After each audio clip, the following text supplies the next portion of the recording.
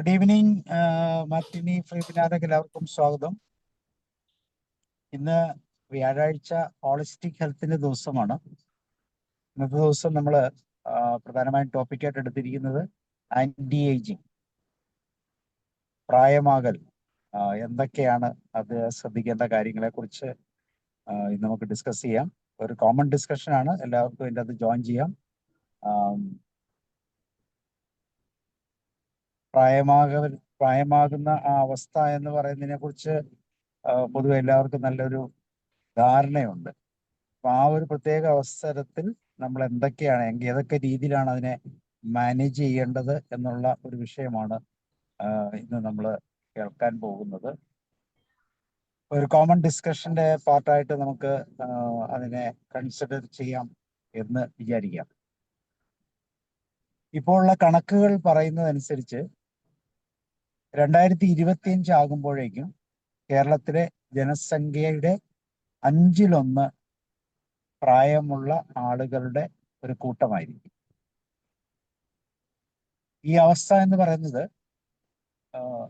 ഇന്ത്യയുടെ ദേശീയ ശരാശരിയേക്കാൾ വളരെ കൂടുതലാണ്.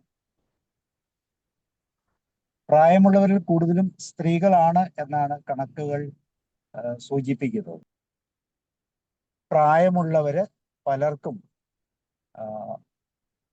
നല്ല രീതിയിലുള്ള സഹായങ്ങൾ, പൊതുവെ സാമ്പത്തികമായിട്ടുള്ള തരത്തിലുള്ള സഹായങ്ങൾ ലഭിക്കുന്നില്ല എന്നൊരു കണക്കും അതിൻ്റെ കൂടെ കൃത്യമായിട്ട് നമുക്ക് മനസ്സിലാക്കാം. തീർച്ചയായിട്ടും ഒരു ആശങ്കാജനകമായ ഒരു വലിയ കാര്യമാണ്. പ്രത്യേകിച്ച് മുന്നോട്ട് ജീവിക്കാനുള്ള സാമ്പത്തികമായ ഭദ്രത ഇല്ലാതെ വരുന്ന പ്രായമുള്ളവരുടെ ഒരു വലിയ കൂട്ടം, അത് 55% അധികമാണ് എന്നുള്ളതാണ് കണക്കുകൾ സൂചിപ്പിക്കുന്നത്. അതുപോലെ തന്നെ ഒരുപക്ഷെ നമുക്കറിയാം, ഓൾഡ് ഏജ് ഹോംസിന്റെ എണ്ണം കമ്പാരിറ്റീവ്ലി കൂടി വരുന്നു എന്നുള്ളത് വലിയൊരു പ്രധാനപ്പെട്ട ഒരു കാര്യമായിട്ട് കൺസിഡർ ചെയ്യാം.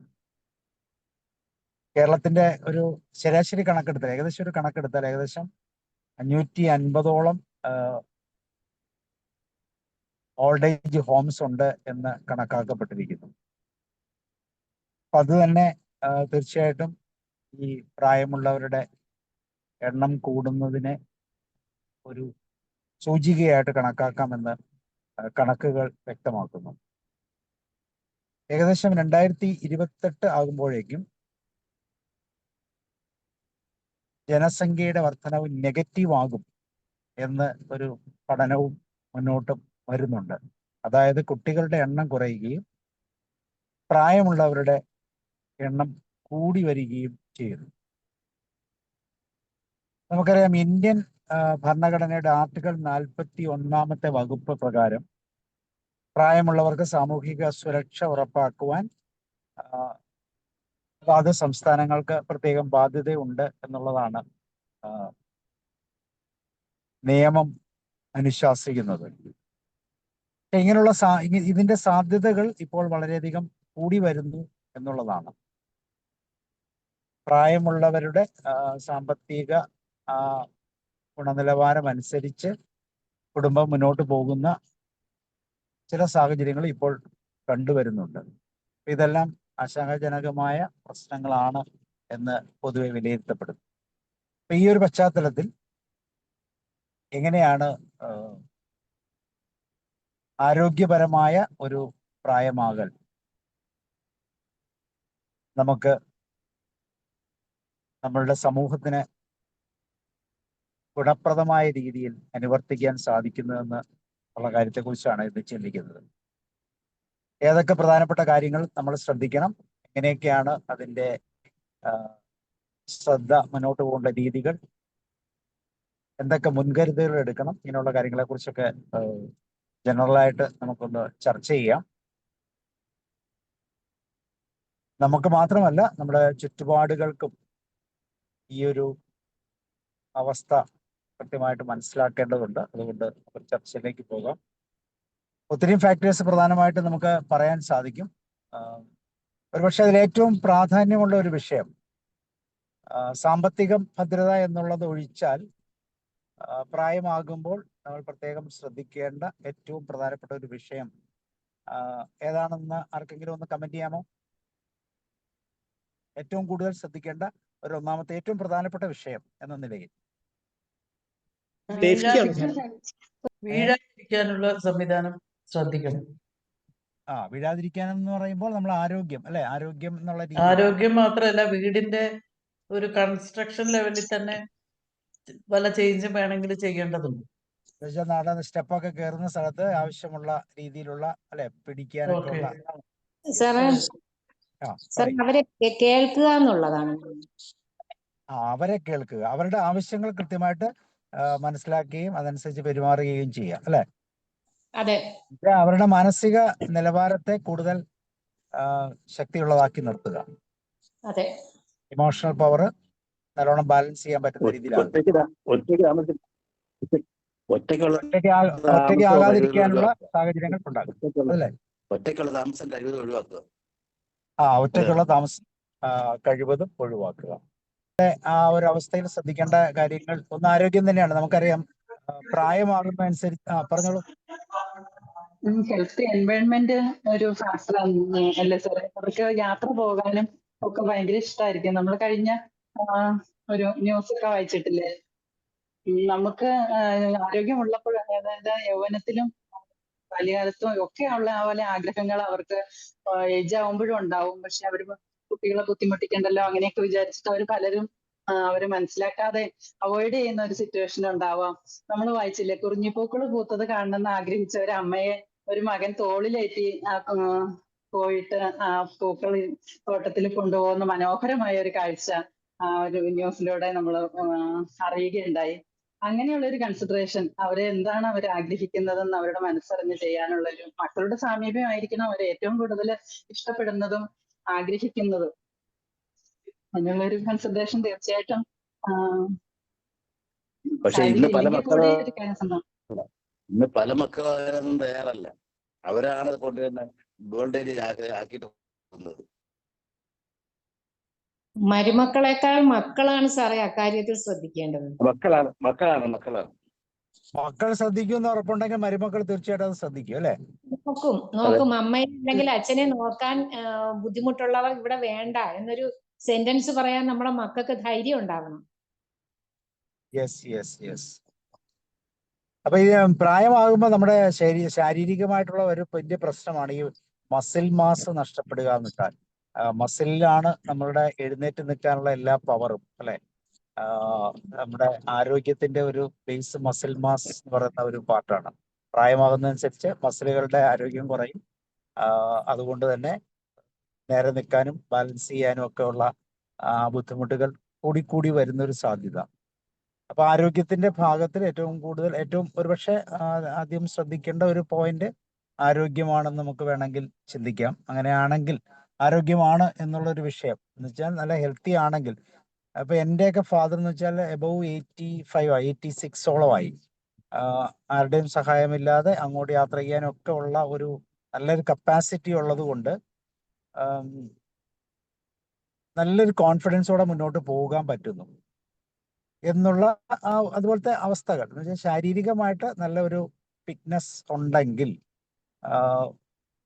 തീർച്ചയായിട്ടും കോൺഫിഡൻസ് ലെവൽ കൂടും, മുന്നോട്ട് പോകാനും ഒക്കെ ഉള്ള ഒരു സാധ്യതയുണ്ട്. അപ്പം ഒന്നാമത്തെ ഒരു കാര്യം നമുക്കൊരു ആരോഗ്യവുമായി ബന്ധപ്പെട്ട് പറയാം അല്ലെ. അങ്ങനെയാണെങ്കിൽ ശ്രദ്ധിക്കേണ്ട കാര്യങ്ങൾ എന്തൊക്കെയാണ്? ആരോഗ്യപരമായിട്ടുള്ള രീതിയാണ് ആദ്യമെങ്കിൽ.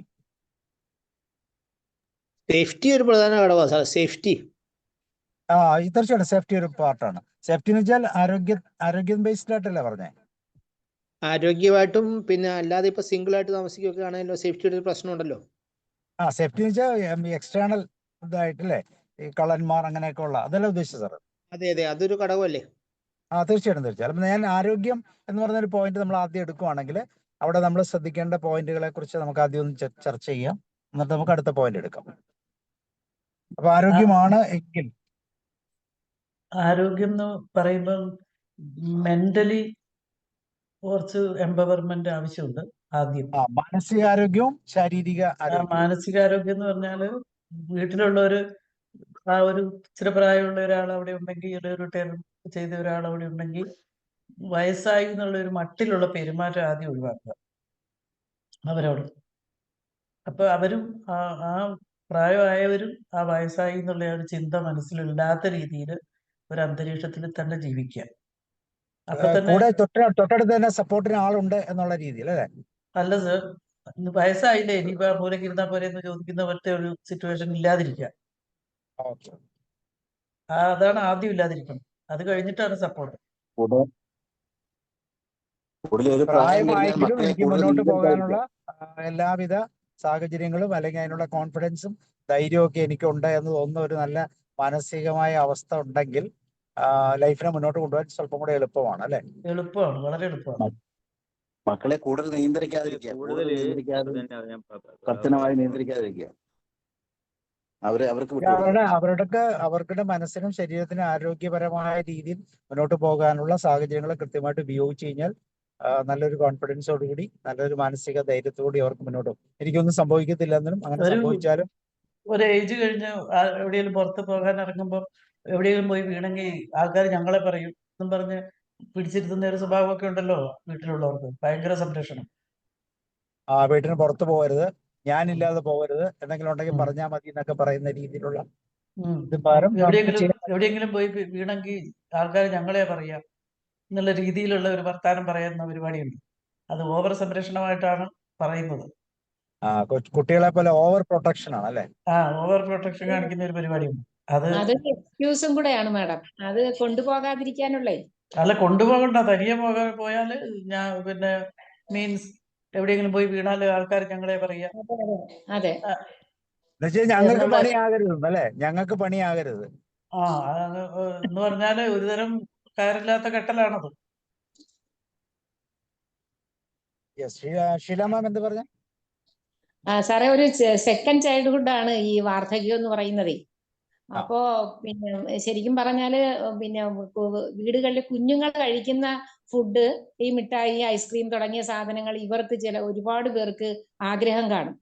പക്ഷെ അത് ശ്രദ്ധിക്കാതെ ഇത് ഡയബറ്റിക് ആണ് അല്ലെങ്കിൽ പ്രഷറാണ്, ഷുഗർ ആണെന്നൊക്കെ പറഞ്ഞ് വീട്ടുകാർ ഒഴിവാക്കും.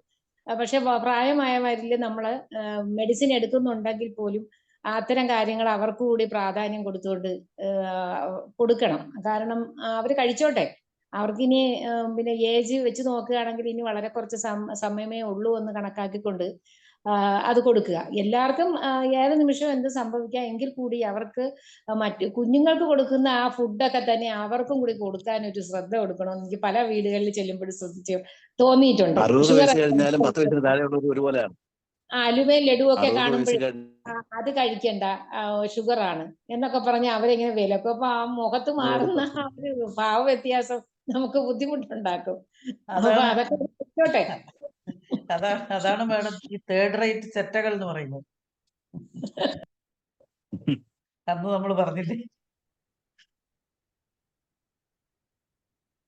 തീർച്ചയായിട്ടും അത് തന്നെയാണ്. അത് അങ്ങനെ ഒരു കെയർ അല്ലെ?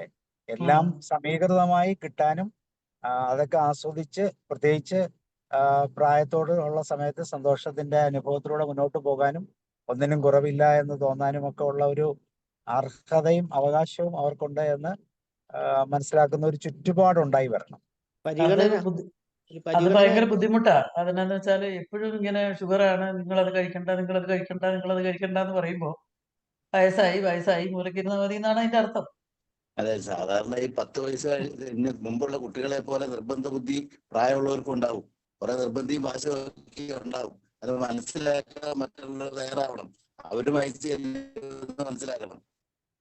സാറേ, സ്നേഹത്തിന്റെ കുറവുണ്ടാകുന്നു എന്ന് തോന്നുമ്പോഴല്ലേ അധികവും ഈ നിർബന്ധ ബുദ്ധി ഉണ്ടാകുന്നത്. പിടിച്ചു മേടിക്കാൻ വേണ്ടി, കൊച്ചുകുട്ടികൾ പിടിച്ചു മേടിക്കാൻ വേണ്ടി വാശിയും പണക്കവും കാണികൾ എന്ന് പറയുന്ന പോലെ തന്നെ അവർക്ക് കിട്ടാതെ വരുമ്പോൾ ആയിരിക്കുമല്ലോ അല്ലേ? അതെ, അവരെ പരിഗണന ഇല്ലാതെ വരുമ്പോഴാണ് കൂടുതൽ ആ ടൈപ്പ് മെന്റാലിറ്റി ഉണ്ടാവുക. അതെ, കൂടുതൽ കെയർ ചെയ്യുക, അവരെ വയസ്സന്മാരെന്ന് പറഞ്ഞ് മാറ്റി നിർത്താതിരിക്കുക. അതെ. നിങ്ങൾക്ക് പ്രായമേ ഉള്ളൂ, നിങ്ങൾ എന്തിനാണ് ഇതിനൊക്കെ ഇടപെടുന്നത്? ചില വീടുകളിൽ കണ്ടിട്ടുണ്ട്, ആരെങ്കിലും ഒരു ഗസ്റ്റ് ഒക്കെ വന്നാൽ വേഗം പ്രായമുള്ളവരെ വിളിച്ച് അവിടെ കൊണ്ട് ഇരുത്തി, അച്ഛാ ഇവിടെ വന്നിട്ടുണ്ട്, ഇവര് വന്നിട്ടുണ്ട്, വായോ എന്ന് പറഞ്ഞ് കൊണ്ട് ഇരുത്തുന്നതൊക്കെ കണ്ടിട്ടുണ്ട്. വിളിച്ചോണ്ട് വരുവോ അല്ലെങ്കിൽ വിളിച്ച് അവരുടെ പ്രസൻസ് ആദ്യം അവിടെ ഉണ്ട് എന്ന് ഉറപ്പ് വരുത്തുകയൊക്കെ ചെയ്യുന്ന കണ്ടിട്ടുണ്ട്. അങ്ങനത്തെ ഒക്കെ മര്യാദകൾ എല്ലാവർക്കും ഉണ്ടാകണമെന്നില്ല. ചില ഫാമിലിയിൽ പ്രായമുള്ള അപ്പന്മാരെല്ലാം വിളിച്ച് സിനിമ കൂട്ടിക്കൊണ്ടുവരാം. മക്കളൊക്കെ കൂട്ടിക്കൊണ്ടുവന്ന് ചില ഫാമിലിയൊക്കെ നടക്കുന്നുണ്ട്. ചില ഫാമിലിയിൽ അതൊന്നും അവരവിടെ മൂലക്കിരുത്തുകയുള്ളൂ. മക്കൾ എൻജോയ് ചെയ്യുമ്പോൾ ഒരു അവരെ കൂടെ കൂട്ടൂല. അങ്ങനെ അവർ സൈഡാക്കി നിർത്തുക. അത് അവർക്ക് അല്ലാതെ മാനസിക പ്രശ്നം ഉണ്ടാക്കും. അവഗണിക്കുക അല്ലെ? ആ ആ, വാക്കാണ് അവഗണിക്കുക. അതാണ് അവഗണനയാണ് അവഗണന. ഏറ്റവും കൂടുതൽ മാനസിക പ്രശ്നം ഉണ്ടാകുന്നത്. അവഗണന.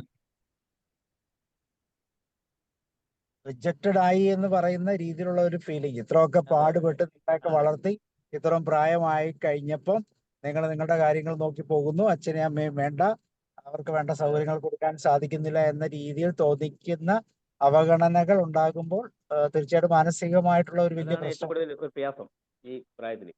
ഈ വയസ്സായി എന്നുള്ള അവശത ആദ്യം വരുന്നത് മനസ്സിൽ നിന്നാണ്. അതെ അതെ. അപ്പൊ ഈ അവസ്ഥ തരണം ചെയ്യാൻ നമുക്ക് എന്ത് ചെയ്യാം എന്നുള്ളതാണ്. ഇപ്പൊ നമുക്ക് മാനസികാവസ്ഥ അങ്ങനെ ഒരു അവസ്ഥ വന്നാൽ എങ്ങനെയാണ് അതിനെ ഒന്ന് കോംപ്രമൈസ് ചെയ്യാൻ പറ്റുന്നത്? എങ്ങനെയാണ് അതിനെ ഒന്ന് തരണം ചെയ്യാൻ നമുക്ക് എന്തായിരിക്കും ചെയ്യാൻ പറ്റുന്നത്? നേരത്തെ ആരോ പറഞ്ഞു ഒറ്റയ്ക്ക് താമസിക്കാതിരിക്കാൻ നോക്കണം. ഇങ്ങനെയുള്ള ആളുകൾ ചുറ്റും നിന്ന് സംരക്ഷിക്കുന്നേക്കാളും നല്ലത് ഒറ്റയ്ക്ക് താമസിക്കുന്നതാണ്. നെഗറ്റിവിറ്റി ഉണ്ടാകുന്നുണ്ടെങ്കിൽ അതിനേക്കാളും നല്ലത് ഒറ്റയ്ക്ക് അവരുടെ സ്വാതന്ത്ര്യത്തിൽ താമസിക്കുന്നത് തന്നെയാണ് നല്ലത്. കുറച്ച് പേര് ഒരുമിച്ച് കൂടി വല്ല കാരംസ് കളിക്കുവോ, അങ്ങനത്തെയൊക്കെ സംവിധാനങ്ങൾ ഉണ്ടാവണം. പകൽ വീട് എന്നൊക്കെ പറഞ്ഞ് നമ്മളിപ്പോ പുതിയ ഗവൺമെന്റ് ഒക്കെ കൂടുതൽ ഇമ്പോർട്ടൻസ് കൊടുക്കുന്ന ഒരു രീതിയുണ്ട്. പകൽ സമയത്തേക്ക് നല്ല ആക്ടിവിറ്റീസ് കിട്ടാൻ പാകത്തിന് അവർക്ക് ഇഷ്ടമുള്ള കളികളിൽ ഈ പറയുന്ന രീതികൾ, ചിലവർക്ക് പാട്ടാകാം, ചിലർക്ക് കവിതയാകാം, കഥയാകാം, ഇതൊക്കെ പ്രസന്റ് ചെയ്യാനൊക്കെ പറ്റുന്ന രീതിയിലുള്ള ഒത്തിരിയും സ്ഥലങ്ങളിൽ ഞാനൊക്കെ പല പകൽ വീടുകളിൽ പോയി ക്ലാസ് എടുക്കാറൊക്കെ ഉണ്ട്. അപ്പൊ അവിടെ പക്ഷെ ഈ സർക്കാരിൻ്റെത് അത്ര ഗംഭീരമായിട്ട് എല്ലായിടത്തും ഒന്നും നടക്കുന്നില്ല. നല്ല നല്ല തദ്ദേശ സ്വയംഭരണ സ്ഥാപനങ്ങളുടെ നടത്തിപ്പുണ്ടെങ്കിൽ നല്ലോണം നടക്കാറുണ്ട്. അത് ശ്രദ്ധിക്കുന്നില്ലെങ്കിൽ പലപ്പോഴും പ്രശ്നമായി പോകാറുണ്ട്.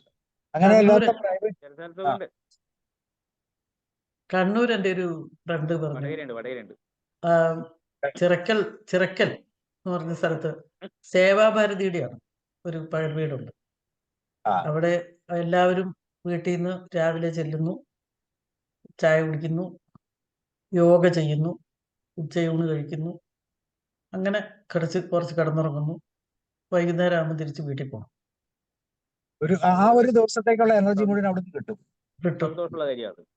അങ്ങനെ വളരെ ചിട്ടയോടെ, വളരെ യോഗയുടെ മേൽനോട്ടത്തിന് ആളുണ്ട്, ഭക്ഷണം പാകം ചെയ്യാൻ ആളുണ്ട്. സേവാഭാരതിയുടെയാണ് ഞാൻ തിരക്കി നോക്കിയപ്പോൾ.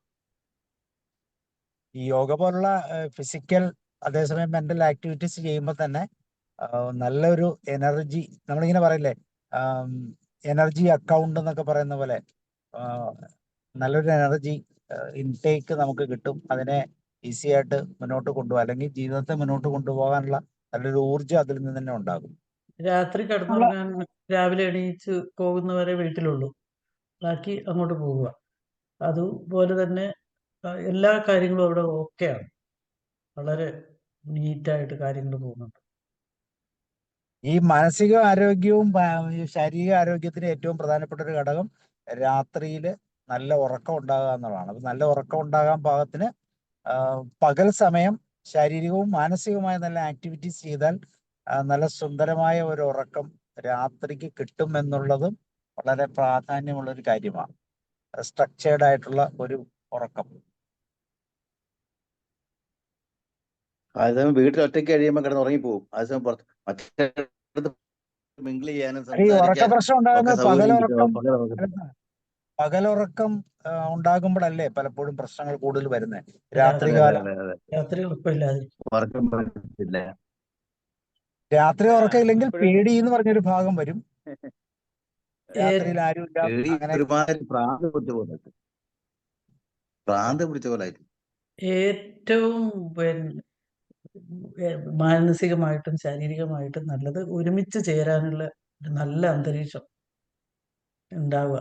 മക്കളും വേണമെന്നില്ല, ആരും വേണമെന്നില്ല, വളരെ നീറ്റായിട്ട് പോകും കാര്യങ്ങൾ. ഇപ്പൊ ചില വ്യക്തികള് ഞങ്ങൾക്ക് പ്രായമായല്ലോ, അതുകൊണ്ട് ഉത്തരവാദിത്തപ്പെട്ട കാര്യങ്ങളൊന്നും ഏറ്റെടുക്കില്ല, സ്വയം മാറുക.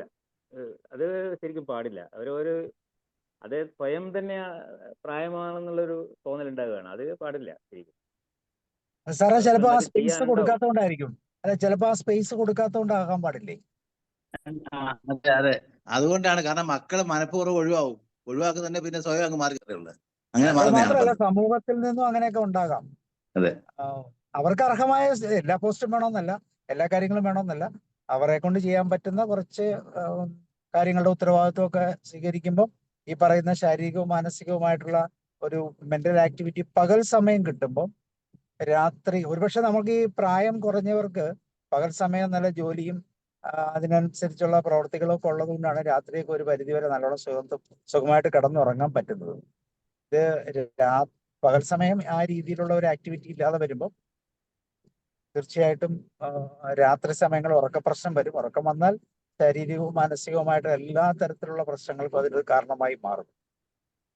അപ്പൊ ശരീരത്തിനും അപ്പൊ തന്നെ ഈ ഒരു വിഷയം ആരോഗ്യപരമായ ഒരു പകൽ സമയം എങ്ങനെ ചെലവഴിക്കാമെന്ന് കൃത്യമായിട്ട് തിരിച്ചറിഞ്ഞ് അതിനുള്ള സംവിധാനങ്ങൾ ആ വ്യക്തിയും അതുപോലെ ആ കുടുംബവും സമൂഹവും ഒക്കെ സൃഷ്ടിക്കുമ്പോഴാണ് ഒരു ദിവസം പൂർണ്ണമായിട്ടും ആരോഗ്യപരമായി മാറുന്നത്.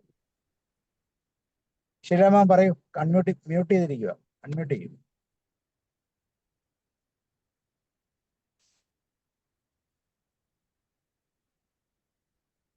സാറേ എന്താണെന്നോ, അതൊരു പിയർ ഗ്രൂപ്പാണ് സാറേ. അപ്പൊ നമുക്കറിയാം, നമ്മൾ ഫ്രണ്ട്സിനോടൊപ്പം ചേർന്നാൽ മാത്രമേ നമുക്ക് ആ മാക്സിമം എൻജോയ്മെന്റ് കിട്ടും. അതിന് വേറെ ഇനി ഫാമിലി ആയിട്ട് ടൂർ പോയാലും ശരി, ഇനി എങ്ങനെയാണല്ലോ നമുക്ക് എപ്പോഴും അതിന്റെ ഒരു സുഖം കിട്ടുന്നത് കൂട്ടുകാരുമായിട്ട് പോകുമ്പോഴാണ്. അപ്പൊ ഇവർക്ക് കൂട്ടുകാരുമായിട്ട് പകൽ ചെലവഴിക്കാൻ കിട്ടുമ്പോൾ അവർക്ക് ഭയങ്കര ഹാപ്പി ആയിരിക്കും. അതുപോലെ തന്നെ അവരുടെ വീട്ടിലെ ഓരോ കാര്യങ്ങളും ഉണ്ടല്ലോ, എല്ലാത്തിലും അവരെ കൂടെ ഒന്ന് ഉൾപ്പെടുത്താൻ ശ്രമിക്കുക. അതിനൊരു എക്സാമ്പിൾ പറയുകയാണെങ്കിൽ, ഞാൻ ഇവിടെ വരുമ്പോഴത്തേന് കല്യാണം കഴിഞ്ഞ് ഞാൻ ആലപ്പുഴയ്ക്ക് വരുമ്പോ ഈ പിന്നെ ഫാദറിലോ നല്ല അസുഖമായിട്ട് കിടപ്പാ. പക്ഷെ ഈ സാധനങ്ങളൊക്കെ മേടിക്കുന്ന മാസം മാസം ഒരുമിച്ചാ മേടിച്ചിട്ട് പൈസ കൊടുക്കുന്നതേ. അപ്പൊ ഈ പൈസ കൊടുക്കുന്ന സമയം ആകുമ്പോഴത്തേക്ക് ഇദ്ദേഹത്തിന്റെ അടുത്ത് നിന്ന് മോൻ രണ്ട് ആൺമക്കളുണ്ട്, അതിൽ മൂത്ത മോൻ ചെന്ന് പൈസ മേടിച്ച് ആ കടയിലെ പറ്റുവരവ് തീർക്കാനെന്നുള്ള രീതിയിൽ അപ്പൊ ഇദ്ദേഹം എഴുന്നേറ്റിരുന്ന് അത് കണക്കാക്കി ഒക്കെ കൊടുക്കുന്ന കാണുമ്പോൾ ഒരു പ്രാവശ്യം ഞാൻ എന്റെ ഹസ്ബൻഡിനോട് ചോദിച്ചു, എന്തിനാണ് പാപ്പായ ചെറുതെ ബുദ്ധിമുട്ടിക്കുന്നത്, നിങ്ങൾക്ക് തന്നെ അതങ്ങ് കൊടുത്താ പോരെ എന്ന് ചോദിച്ചോ. പുള്ളി പറഞ്ഞത്, പുള്ളിക്കാരന് പ്രത്യേകിച്ച് ഒരു ജോലിയില്ല, ഏത് നേരം ഈ കിടപ്പാ. അപ്പൊ ഈ ഒരു ഉത്തരവാദിത്തങ്ങളും എനിക്കില്ല എന്ന് കാണുമ്പോൾ ഞാൻ പിന്നെ എന്തിനാ ജീവിച്ചിരിക്കുന്നത് എന്നുള്ള ഒരു ചോദ്യം അദ്ദേഹത്തിനുണ്ടാവും. അപ്പൊ അതിൽ നിന്നൊന്ന് മാറ്റി കിട്ടാനാണ് ഈ പൈസ.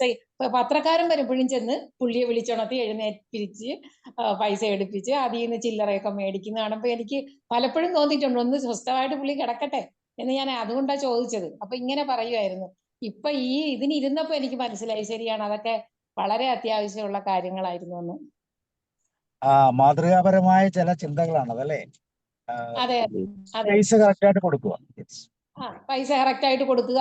അത് ഈ മാസം കൊടുത്തില്ലേ, കഴിഞ്ഞ മാസത്തേക്കാൾ കൂടുതലുണ്ടല്ലോ, ഇങ്ങനെ ചില ചോദ്യങ്ങളും കൂടെ പുള്ളിയുടെ ഭാഗത്ത് നിന്നുണ്ടാവും. അതൊക്കെ ഇവര് എൻജോയ് ചെയ്യുക മക്കള്. അപ്പൊ അത് കാണുമ്പോ ഇപ്പൊ ഞാൻ ഓർക്കുക, അവർക്ക് ചെയ്യാനൊക്കെ കാര്യങ്ങൾ അവരെ ഏൽപ്പിക്കണം. അപ്പൊ അവരെ കൊണ്ട് ചെയ്യിക്കാവുന്ന അവരെ കൊണ്ട് ചെയ്യിക്കണം. അപ്പൊ അവർക്കൊരു ഉത്തരവാദിത്വം വരും, രസം ഉണ്ടാവും.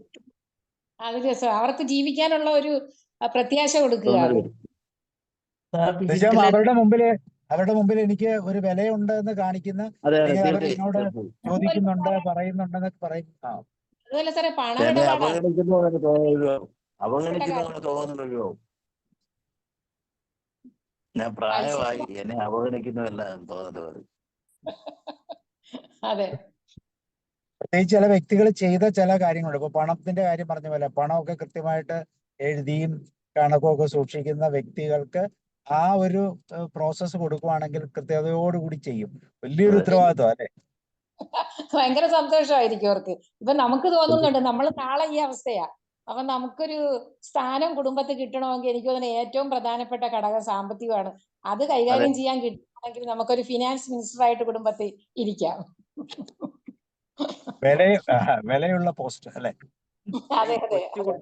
കൊച്ചുകുട്ടികളെ കൂടുതൽ ഇഷ്ടപ്പെടുന്നത് അച്ഛനമ്മമാരെയല്ല, അപ്പൂപ്പന്മാരെയാണ്. കാരണം അപ്പൂപ്പന്മാരെ കൊച്ചുകുട്ടികളായിട്ട് കളിക്കുമ്പോ അവർക്ക് പ്രത്യേക ഒരു മാനസിക സുഖമുണ്ട്. അതെ അതെ, രക്ഷിതാക്കൾക്ക് സമയമില്ല, അവർക്ക് ബിസിയാണ് എപ്പോഴും. റോയ് സാർ തന്നെ ഒന്നും പറഞ്ഞില്ലല്ലോ. ഉപദ്രവിക്കാനും ശിക്ഷിക്കാനും തുടങ്ങും. അപ്പൊ അമ്മ അതിന്റെ ചാക്കി അവര് പഴയ രീതിയിൽ റോയ് സാർ കൊണ്ടുവരും. അൺമ്യൂട്ട് നല്ല രീതിയിൽ അൺമ്യൂട്ട് കൊണ്ടുവരും. ചെയ്യും. പ്രായമായി വരുന്ന ആളായതുകൊണ്ട് മറ്റുള്ളവരുടെ അഭിപ്രായങ്ങളൊക്കെ കേട്ടുകൊണ്ട് അതുപോലെ ജീവിക്കാനുള്ള ആഗ്രഹങ്ങൾ വരുക. ഇപ്പൊ ഞാൻ കാണുന്ന ഏറ്റവും പ്രധാനപ്പെട്ട കാര്യം എന്ന് പറയുന്നത് ലോൺലിനെസ് ആണ്. നമ്മൾ എല്ലാ കാര്യങ്ങളിലും ഒക്കെ ബന്ധപ്പെട്ടുകൊണ്ടിരുന്നത് അത് കഴിയാതെ വരുമ്പോൾ ഉള്ള ബുദ്ധിമുട്ട് ഒന്നത്. രണ്ട്, ഈ കാര്യങ്ങൾ നമ്മൾ ചെയ്തുകൊണ്ടിരുന്ന കാര്യങ്ങൾ ചെയ്യാൻ പറ്റിയില്ലെങ്കിലും അതിന്റെ കാര്യങ്ങൾ അറിയണമെന്ന ആഗ്രഹം കാണും. അതറിയാതെ വരുമ്പോഴുള്ള ബുദ്ധിമുട്ട് ഭയങ്കരമാണ്. കാരണം ഇതിപ്പോ അപ്പനോട് പറഞ്ഞിട്ട് തന്നെ പറയാനാ, അങ്ങർക്ക് ഇതിനെക്കുറിച്ച് വലിയതൊന്നുമില്ല, അപ്പൊ അതുകൊണ്ട് മിണ്ടാതിരിക്കുക എന്ന് പറയുന്ന ബുദ്ധിമുട്ടുകളെ ഞാൻ പല പ്രായമായവരിലും കണ്ടിട്ടുണ്ട്. ഓരെങ്കിലും വലിയ മറ്റുള്ള കാര്യങ്ങളിലൊക്കെ നന്നായിട്ട് ഇടപെട്ടൊക്കെ നടക്കുന്ന ആൾക്കാർക്ക് അതില്ലാതെ വരുമ്പോൾ ഉണ്ടാകുന്ന ഒരു ബുദ്ധിമുട്ട്. കഴിവതും അവനവന് ചെയ്യാൻ പറ്റുന്ന കാര്യങ്ങൾ മറ്റൊരാളെ ആശ്രയിക്കാതെ ചെയ്യാൻ ശ്രമിക്കുക എന്ന് പറയുന്നത് ഒരു പ്രധാനപ്പെട്ട കാര്യമാണ്. പ്രായമായവർ അതൊരു പ്രധാനപ്പെട്ട കാര്യമാണ്. അതില്ലാതെ വരുമ്പോൾ മറ്റുള്ളവരെ ആശ്രയിക്കേണ്ടി വരുമ്പോഴാണ് ഈ വേണ്ടപ്പെട്ടവരിൽ നിന്ന് ബുദ്ധിമുട്ടുകൾ വരുന്ന ഒരു കാര്യം. പിന്നെ എനിക്ക് തന്നെ അറിയാം, ഈ ഒരു കാരണവര് ഭയങ്കരമായിട്ട് അവിടെയൊക്കെ എല്ലാ കാര്യങ്ങളിലും ഇടപെടുകയും എല്ലാത്തിലും ഒക്കെ ഇട്ട് നടന്ന എല്ലാ കാര്യങ്ങളും അന്വേഷിക്കുകയും വീട്ടിലെ എല്ലാ കാര്യങ്ങളും ശ്രദ്ധിച്ചുകൊണ്ടിരുന്നത്. അപ്പൊ അന്ന് ആ കാരണവർക്ക് ഈ കരയോക്കാരുമായിട്ടൊരു കേസ് ഉണ്ടായിരുന്നു. അതിങ്ങനെ കേസ് ഇങ്ങനെ നടന്ന് തലമുറകൾ മാറി മാറി പോവുക. അപ്പോൾ ഈ പ്രായമായ കാരണവരെ മറ്റുള്ളവരും ചെറുമക്കളും ബന്ധുക്കളും എല്ലാം വളരെ റെസ്പെക്ട് ചെയ്തൊക്കെ ആയിരിക്കുന്ന കാര്യം. അപ്പോൾ ഈ കേസ് പുള്ളിക്ക് പ്രായമായപ്പോൾ മക്കളെ ഏറ്റെടുത്തു. അപ്പോ ഈ കൊച്ചുമക്കളുടെ ഒക്കെ മുമ്പിൽ വെച്ച് മകനോട് ചോദിച്ചു, എടാ എന്താ കാര്യം, എന്താ ഈ കാര്യം? അപ്പനൊന്നും പറഞ്ഞാൽ മനസ്സിലാകില്ല. പോയി അവിടെ എങ്ങും ഇരി എന്ന് ദേഷ്യപ്പെട്ട് പറഞ്ഞു ഇടയ്ക്ക് ഇടപെട്ടപ്പോൾ. അപ്പോൾ ആ മനുഷ്യന്റെ മുഖവും അദ്ദേഹത്തിന്റെ ബുദ്ധിമുട്ടും ഞാൻ ഇപ്പോഴും ഓർക്കുക. അപ്പോ ഒരിക്കലും പ്രായമായി കഴിയുമ്പോൾ ഈ വക കാര്യങ്ങളിൽ അധികം ശ്രദ്ധ ചെലുത്താൻ പോവാതിരിക്കുന്നതാണ് നല്ലത്. പക്ഷെ സാറേ, വില കിട്ടണമെങ്കിൽ ഇതുപോലുള്ള കാര്യങ്ങൾ വെച്ചാൽ അവർക്ക് അവരുടെ ലൈഫിൽ ഏറ്റവും കൂടുതൽ ഇമ്പോർട്ടന്റ് ആണെന്ന് തോന്നിയ കാര്യങ്ങളിൽ അത് സ്വീകരിക്കുക, അതിനെ അഭിപ്രായം ചെയ്യുമ്പോൾ തന്നെയാണ് അവർക്ക് കൂടുതൽ വില കിട്ടുന്നത്. അപ്പോൾ ഇപ്പോഴും അത് ഇങ്ങനെ ഒരു ടെൻഡൻസി ഉണ്ട്. ആ ടെൻഡൻസിയെ കൃത്യമായിട്ട് ഹർട്ടാകാത്ത രീതിയിൽ മിനിമം കൊടുക്കാൻ പറ്റുന്ന പരിഗണനകൾ കൊടുത്തുകൊണ്ട് മുന്നോട്ട് പോകാൻ ശ്രദ്ധിച്ചാൽ അവർ ഹാപ്പി ആയിരിക്കും. ഇപ്പം ഷീലാമ്മ പറഞ്ഞ പോലെ അവർക്ക് സന്തോഷകരമാണെന്ന് തോന്നുന്ന ചില ഉത്തരവാദിത്തങ്ങൾ കൊടുത്ത് അവർക്ക് മുന്നോട്ട് പോകാനുള്ള ഒരു അവസരം കിട്ടിക്കഴിഞ്ഞാൽ അവർ ഹാപ്പി ആവും. നമ്മളെ സംബന്ധിച്ചോളം അല്ലെങ്കിൽ അടുത്ത തലമുറയെ സംബന്ധിച്ചോളം സാറേ, കൊടുത്താൽ മാത്രം പോരാ, ചെയ്യാനുള്ള താല്പര്യവും വേണം. അയ്യോ അത് എന്നെ കൊണ്ട് പറ്റിയല്ല, നീ തന്നെ ചെയ്തോ മതി എന്ന് പറയുന്ന കാര്യങ്ങളല്ല. എനിക്ക് കഴിയുന്നതും ചെയ്യാൻ പറ്റും, ചെയ്യും എന്ന് വരുമ്പോഴാണ് ഇത് വരുന്നത്. അതല്ലെങ്കിൽ പാടാം. പിന്നെ ഈ പ്രായത്തെ ഓർക്കുന്നതാണ് ഇതിനകത്ത് ഏറ്റവും വലിയ ബുദ്ധിമുട്ട്. ഞാനൊരിക്കല് സീനിയർ സിറ്റിസന്റെ ഒരു മീറ്റിങ്ങിൽ പോയപ്പോൾ ഞാനൊക്കെ അന്ന് പ്രായമായ ആളാന്ന് വിചാരിച്ചിരുന്ന ആളും ഈ 60 വയസ്സ് കഴിയുന്നവരെല്ലാം സീനിയർ സിറ്റിസൺ ആണല്ലോ. അപ്പൊ അവരും ഒക്കെ ഒന്നിച്ചൊരു കമ്പനിയിൽ വരുന്ന അവസരമാണ്. അപ്പൊ ആദ്യം അവർ ചെയ്യുന്നത് വേർപെട്ട് പോയ ആൾക്കാരെ ഓർമ്മിപ്പിക്കുക, ഒക്കെ ഇത് കൊടുക്കുക ആണ്, മൗനത്തോടുകൂടി പ്രാർത്ഥനകൾ കൊടുക്കുക.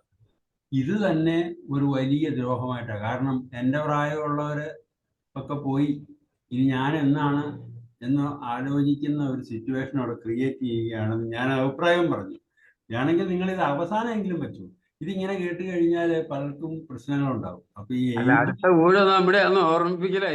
അതെ, എൻ്റെ കൂടെ ഉള്ളവര്, എൻ്റെ ഈ പ്രായത്തിൽ എൻ്റെ അപ്പം മരിച്ചു, അതല്ലെങ്കിൽ മറ്റേ ആളും ഞാനും ഒരുമിച്ചുള്ള പ്രായമായിരുന്നു, എന്നെക്കാളും 2 വയസ്സിന് ഇളയതാണായിരുന്നു അദ്ദേഹം എന്നൊക്കെയുള്ള ചില ഇത് മനസ്സിലേക്ക് കയറുമ്പോൾ പിന്നീടും അത് എൻജോയ് ചെയ്യാൻ പറ്റാത്ത സിറ്റുവേഷൻ വരും. അപ്പൊ അതുകൊണ്ട് ഈ പ്രായവും മറ്റുള്ള കാര്യങ്ങളും ശ്രദ്ധിക്കാതെ നമുക്ക് കഴിയുന്ന കാര്യങ്ങൾ ചെയ്യാൻ ശ്രമിക്കുകയും കഴിയുന്നതും ചെറുപ്പക്കാരോടൊപ്പം ചെലവഴിക്കാനുള്ള ഒരു ശ്രമം നടത്തുകയും ചെയ്യുക. ശ്രമം എന്ന് പറഞ്ഞാൽ ഞാൻ സീനിയറാണ് എന്നെ ബഹുമാനിക്കണമെന്ന് പറഞ്ഞിരിക്കുകയല്ല, പ്രായമായപ്പോഴും അവരോടൊപ്പം സമയം ചെലവഴിക്കുന്നതിനും അവരെ ക്വസ്റ്റ്യൻ ചെയ്യാണ്ടൊക്കെ പോയാൽ വളരെ എൻജോയബിൾ ആയിട്ട് ജീവിക്കാൻ പറ്റും എന്നാണ് എൻ്റെ ഒരു ധാരണ.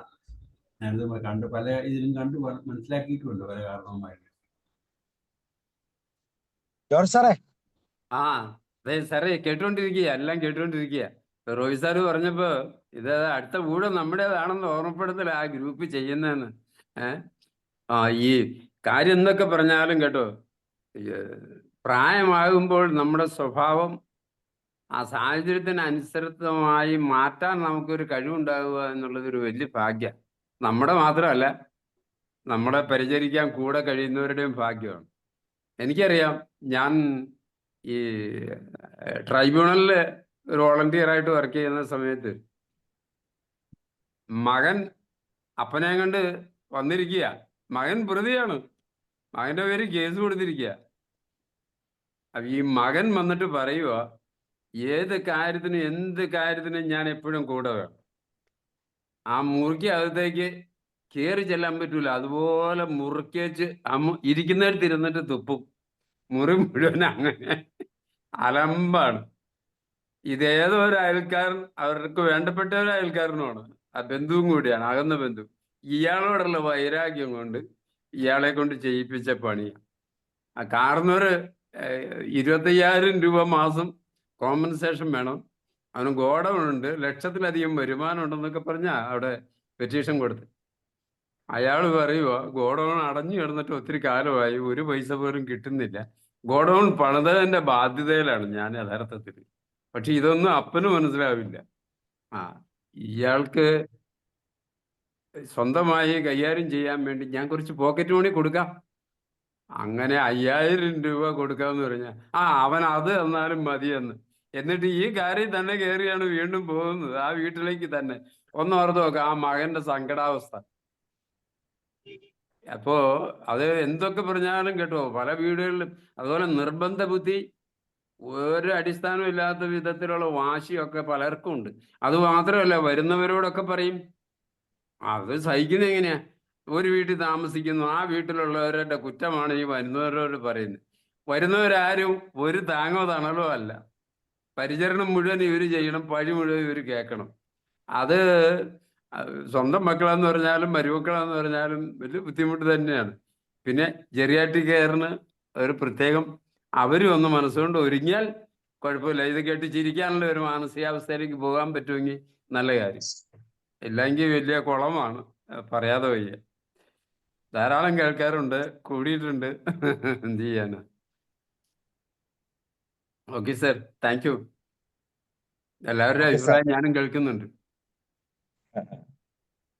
അപ്പൊ ഇതൊക്കെ തന്നെയാണ് പോസിറ്റീവും നെഗറ്റീവുമായിട്ട് രണ്ട് തലങ്ങളും അതിൻ്റെ അകത്ത് കൃത്യമായിട്ട് സംഭവിക്കുന്നു എന്നുള്ളതാണ്. അപ്പൊ ഏതാണ് ഗുണമെന്ന് കൃത്യമായിട്ട് ഒരു ചർച്ചയിലൂടെയും പരസ്പരം മനസ്സിലാക്കി മുന്നോട്ട് പോകാനുള്ള സാധ്യത. അപ്പൊ ഇവിടെ നമ്മൾ പറഞ്ഞതിൻ്റെ അകത്ത് ആദ്യത്തെ ഏരിയ എന്ന് പറയുന്നത് അർഹമായിട്ടുള്ള ഒരു പ്രവൃത്തി, ഒരു പണി, അല്ലെ, ഒരു റെസ്പോൺസിബിലിറ്റി കൃത്യമായിട്ട് ഏൽപ്പിച്ച് എൻഗേജ്ഡ് ആക്കുക.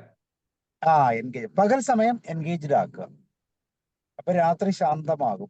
അപ്പം ശരീരത്തിനും മനസ്സിനും ഒരുപോലെ ഗുണം കിട്ടുന്ന ഒരു അവസ്ഥയിലേക്ക് മാറും എന്നുള്ളത് തന്നെയാണത്. പിന്നത്തെ ഓർമ്മിപ്പിക്കാനുണ്ട് സാർ, പ്രായമായിക്കൊണ്ടിരിക്കും, ഇപ്പൊ ഈ വേദിയിൽ ആരും ഇല്ലെങ്കിലും പ്രായമായിക്കൊണ്ടിരിക്കുന്നവരുടെ ഒരു ഉത്തരവാദിത്വം കൂടിയാണ്, സാമ്പത്തികമായി അവര് എന്തെങ്കിലും ഉണ്ടെങ്കിൽ, പ്രത്യേകിച്ച് വീട്, അത് മക്കളുടെ പേരിൽ എഴുതി വെക്കരുത്. കാലശേഷം യഥാവിധി ഉപയോഗിക്കാൻ വേണ്ടിയിട്ടുള്ള ഒരു വിൽപ്പത്രം എഴുതി വെക്കുക എന്നുള്ളതല്ലാതെ പൂർണ്ണമായി സ്വത്തുക്കളും വീടും ഒരു മക്കളുടെ പേരിൽ എത്ര ഉറ്റവരാണേലും എഴുതി വെക്കാൻ പാടില്ല. അത് വലിയൊരു അബദ്ധമാണ്. എത്രയോ പേരുടെ കഥകളാണ് ആ കാര്യത്തിലും എല്ലാവരും കേട്ടിട്ടുണ്ടാവും. അത് മഹാ അബദ്ധമാണ്. അപ്പോൾ ഒരു കരുതൽ എപ്പോഴും നമ്മൾ പാലിക്കുന്നത് നല്ലതാണ്. പിന്നെ ആദ്യം പറഞ്ഞ കൊച്ചുമക്കൾക്ക് ആ സ്നേഹം എന്ന് പറഞ്ഞാൽ വളരെ ശരിയാണ്. കാരണം എന്താണെന്നറിയോ, മക്കളെ നോക്കാൻ പേരൻസിന് ആർക്കും നേരം കിട്ടിയിട്ടില്ല. മക്കളെ ഒരു പരിധിവരെ പറഞ്ഞാൽ അവഗണിച്ചു പോയിക്കായിരുന്നു. പക്ഷെ കൊച്ചുമക്കളെ നോക്കാൻ അവർക്ക് സ്നേഹം കിട്ടിയത് പേരൻസിൽ നിന്നല്ല, ഗ്രാൻഡ് പേരൻസിൽ നിന്ന്. അപ്പൊ അതുകൊണ്ട് അങ്ങോട്ടും ഇങ്ങോട്ടും ഒരു ലിങ്ക് വരുന്നുണ്ട്. അതൊരു ഒരു ഒരു പ്രത്യേക കാര്യമാണ്. അത് ആദ്യം പറഞ്ഞതൊക്കെ എല്ലാവരും പറഞ്ഞത് ശരിയാ. ജോർജ് സാർ പറഞ്ഞ ഒരു നല്ല കാര്യമാണത്. വസ്തു എഴുതി വെക്കാതിരിക്കുക എന്ന് പറയുന്നത് നല്ല കാര്യമാണ്. അവരെ ഭരിച്ചു കഴിഞ്ഞാൽ അവർക്ക് തന്നെയല്ലോ, നമ്മൾ വേറെ ആർക്കും കൊടുക്കുന്നില്ല. ആണല്ലോ. പക്ഷേ നമ്മൾ ഇരിക്കുന്നിടത്തോളം കാലം ഒരു കരുതൽ വേണം. അതെ, തീർച്ചയായും നല്ല കാര്യം അത്. സാറേ, ഈ സ്വത്തുക്കളുടെ കാര്യം അത് ഭയങ്കര പ്രാധാന്യമുള്ള ഒരു കാര്യമാണ്.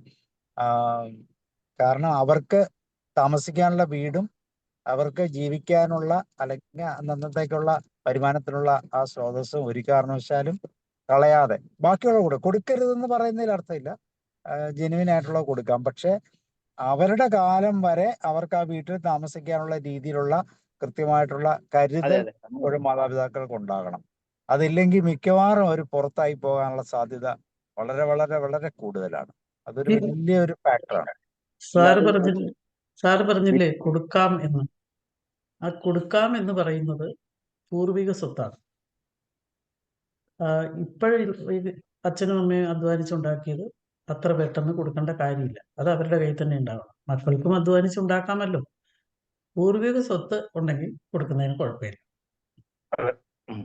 അല്ല സാറേ, അല്ല മാം, ഇതിൻ്റെ അകത്ത് അവർക്ക് ജീവിക്കാനുള്ള വീടും അതേപോലെ തന്നെ മിനിമം ആവശ്യമുള്ള സ്ഥാവര ജംഗമ സ്വത്തുക്കൾ അവർക്ക് ഉണ്ടാകണം. അതല്ലാത്തതുള്ളത് കൊടുക്കുന്നതിന് കുഴപ്പമില്ല. പക്ഷെ ഇതേ ഇപ്പൊ വീട് വെക്കാനാണെന്ന് പറഞ്ഞ് അവര് താമസിക്കുന്ന സ്ഥലം പ്ലഡ്ജ് ചെയ്യുന്ന ചില സാഹചര്യങ്ങളുണ്ട്. ഇല്ലെങ്കിൽ അവിടെ അങ്ങനെയൊക്കെ വരുന്നത് ഭയങ്കര പ്രശ്നങ്ങൾ ഉണ്ടാക്കും. വലിയ സാമ്പത്തിക ബാധ്യത ഉണ്ടാക്കുന്നു എന്നുള്ളതാണ് അതിൻ്റെ അകത്ത് വരുന്നത്. അപ്പൊ അങ്ങനെയുള്ള കാര്യങ്ങൾ തീർച്ചയായിട്ടും അല്ല, ഈ പൂർവിക സ്വത്തിന് മാത്രമേ അവർക്ക് അവകാശമുള്ളൂ. ബാക്കി മരിച്ചിട്ട് ആവശ്യമുണ്ടെങ്കിൽ കൊടുത്താൽ മതി. അതുവരെ അവിടെ ഇരിക്കട്ടെ. നമ്മൾ പറയത്തില്ല, ഒരു മക്കളെ വിവാഹം കഴിച്ച് വിടുമ്പം അവരുടെ ഏണിങ് കൊണ്ട് ജീവിക്കുക എന്നുള്ളത് തന്നെയാണ് ഏറ്റവും ഫലപ്രദമായ മാർഗം. പ്ലസ് നമ്മൾ പഠിപ്പിക്കുന്നുണ്ട്, അവർക്ക് ജോലിയുണ്ട്. നമ്മളെ കാലശേഷം മാത്രമേ ക്രയവിക്രയത്തിനുള്ള പെർമിഷൻ അല്ല, ഒന്നും ചെയ്യേണ്ട ആവശ്യമില്ല. കാരണം എന്താ വെച്ചാൽ അവർക്ക് ചൂണ്ട വാങ്ങി കൊടുത്തിട്ടുണ്ട്, മീൻ പിടിച്ച് കഴിച്ചാൽ കഴിക്കാൻ നിർബന്ധിക്കുകയും പഠിപ്പിക്കുകയും ചെയ്യണം. അത് അങ്ങനെ തന്നെയാണല്ലോ വളർത്തിയത്. അവര് ജോലി ചെയ്യുന്നുണ്ടല്ലോ.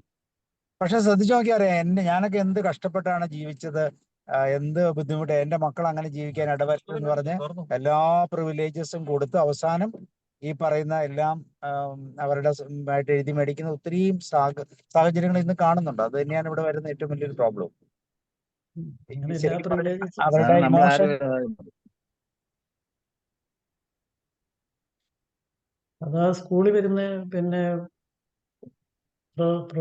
എന്താ പ്രൊഫഷൻസി സർട്ടിഫിക്കറ്റ് ഒപ്പിടാൻ വരുന്ന ആളുകൾ, രക്ഷിതാക്കൾ പറയും, ഞങ്ങൾക്ക് പൈസ ഇല്ല, അതിന്റെ പഠിച്ചില്ല ടീച്ചറെ.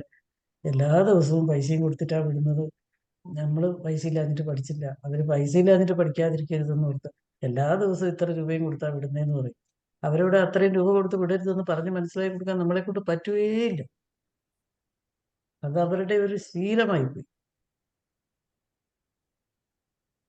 കൊടുത്തു അവർക്ക് നിയന്ത്രിക്കാൻ പറ്റാത്ത മറ്റൊരു അവസ്ഥയിലേക്ക് ഇത് തന്നെയാണ് വരുന്നത്. ഇപ്പൊ ഞാനിപ്പോ കാണുന്നുണ്ട്, ഇപ്പൊ നമ്മുടെ ഈ മക്കളൊക്കെ ജോലിയൊക്കെ കിട്ടി നമ്മളെക്കാളൊക്കെ കൂടുതൽ സാലറി മേടിക്കുമ്പോൾ പൊതുവെ അപ്പനും അമ്മയൊക്കെ പറയുന്നത്, നിന്റെ പൈസയൊക്കെ നീ സൂക്ഷിച്ചു, അതൊന്നും നമുക്ക് വേണ്ട എന്ന് പറയുന്നത് സത്യത്തിൽ ശരിയാണോ തെറ്റാണോ? ഭയങ്കര തെറ്റാ സാറേ, ഭയങ്കര തെറ്റാ. കാരണം ഒരു പോർഷൻ, എത്ര പെൻഷനും മറ്റ് സാമ്പത്തികം ഉണ്ടെങ്കിലും അവരുടെ സാലറിയിലെ ഒരു പോർഷൻ നമുക്ക് തരണം. അത് നമ്മൾ അവർക്ക് തന്നെ വേണമെങ്കിൽ ഭാവിയിൽ കൊടുക്കാം. ഫ്യൂച്ചറിൽ അവർക്ക് തന്നെ ആവശ്യങ്ങൾ വരുമ്പോൾ നമുക്ക് കൊടുക്കാം. പക്ഷെ അത് കമ്പൽസറി ആയിട്ട് മേടിച്ചിരിക്കണം. അത് മേടിച്ചിരിക്കണം മാഡം. അതൊന്നും തരാതെ ഈ മരിക്കുന്നതിന് മുമ്പ് അവരുടെ ബാധ്യതകൾ അല്ലെങ്കിൽ അവർക്ക് അതുണ്ട് ഇതുണ്ടെന്നും പറഞ്ഞ് ഇവിടെ വന്ന് കാശ് വാങ്ങിക്കൊണ്ട് പോകുന്ന അവസ്ഥയ്ക്കാണ് ഞാൻ പറഞ്ഞത് അത് പാടില്ല. അതിന് അവസരം കൊടുക്കാൻ പാടില്ല. അവരുടെ ശമ്പളത്തിൽ നിന്ന് ഒരു വിഹിതം മേടിക്കണമെന്നല്ലേ സാറ് പറഞ്ഞത്? മേടിക്കണം. ആ മേടിക്കുന്നില്ലെങ്കിൽ മേടിക്കണം. ആ മേടിക്കാന്ന് പറഞ്ഞാൽ തരുന്നില്ല എന്ന് വിചാരിച്ചോ? തരുന്നില്ല. അല്ല മാഡം, തന്നില്ലെങ്കിലും എനിക്ക് ഇത്ര രൂപ വേണം അല്ലെങ്കിൽ ആവശ്യങ്ങളുണ്ട് എന്ന് പറഞ്ഞ് അവരെ ആദ്യമേ കൊടുക്കാനുള്ള ഒരു മനോഭാവം ഉണ്ടാക്കിയെടുക്കണം. അത് മാഡം പറഞ്ഞ വളരെ കറക്റ്റാണ്. അത് നല്ലതാണ്. അത് തരുന്നുമില്ല. അവരുടെ വീടിന്റെ ലോൺ അടയ്ക്കാനും അല്ലെങ്കിൽ അവരുടെ വണ്ടിയുടെ EMI അടയ്ക്കാനും ഒക്കെ ഇവിടുന്ന് വേണമെന്ന് പറയുന്ന ഒരവസ്ഥയാണ് ഇപ്പോൾ നിലവിലുള്ളത്.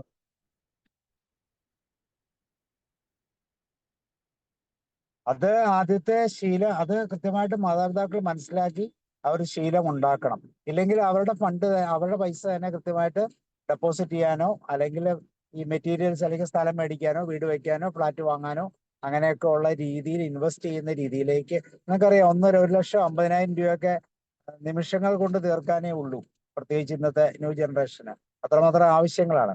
നമ്മൾ 10,000 രൂപയ്ക്ക് ആവശ്യങ്ങൾ മാത്രമല്ല, പോക്കറ്റിൽ നിന്ന് എടുക്കുന്ന ആ ബുദ്ധിമുട്ട് പോലും ഇല്ല. അല്ലെ ബാങ്കിൽ പോയി എടുക്കുന്ന ബുദ്ധിമുട്ടില്ല. ക്യാഷ് കൈകാര്യം ചെയ്ത് വിനിമയം ചെയ്യുന്ന രീതി പോലും ഇല്ല. അത് ഒറ്റ ഞെക്കല്ലേ. അത് തന്നെയല്ല, നമ്മൾ 10,000 രൂപയ്ക്ക് 5,000 രൂപയ്ക്ക് മൊബൈൽ മേടിച്ച പോലെയല്ല ഇന്ന് അവര് 1 ലക്ഷം രൂപയുടെ മൊബൈലൊക്കെ ഉപയോഗിക്കുന്നവര്. അത്രമാത്രം അഡ്വാൻസ്ഡ് ആണ് അവര്. ബോധ്യപ്പെടുത്തി കൊടുക്കണം. Yes, exactly. അപ്പൊ നമ്മളുടെ ആ ബുദ്ധിമുട്ടുകളും സാഹചര്യങ്ങളും വേണമെങ്കിൽ അവരുടെ പേരിൽ ചിട്ടി ചേർന്ന് അവരോട് പൈസ മേടിച്ച് നമ്മൾ അടപ്പിച്ചോണം. അതെ, നമ്മൾ പ്രോത്സാഹനം കൊടുക്കണം. അതുകൊണ്ട് എന്റെ മോൻ കാശ് എങ്ങനെ കണ്ടത് മുഴുവൻ ചെലവാക്കും. നിയന്ത്രണം ഇല്ലാതായി പോകും. അതെ, അതൊരു ചെറിയൊരു ഈ നിയന്ത്രണം ഇല്ലാത്തതാണ് പലപ്പോഴും മാതാപിതാക്കളെ അവരുടെ പ്രായമായ സമയത്ത് സ്വന്തമായി ഇഷ്ടംപോലെ പൈസ ഉണ്ടായിട്ട് പോലും ഒരു പൈസ പോലും കയ്യിലെടുക്കാൻ പറ്റാതെ, സന്തോഷിക്കാൻ പറ്റാതെ, വേണ്ട രീതിയിൽ ഭക്ഷണം കഴിക്കാൻ പറ്റാതെ, ആഗ്രഹങ്ങൾ സാധിക്കാൻ പറ്റാതെ വളരെ മോശമായ ജീവിത സാഹചര്യത്തിലേക്ക് തള്ളിയിടുന്ന കുറെ സാഹചര്യങ്ങൾ ഇതുകൊണ്ടുണ്ടാകുന്നു.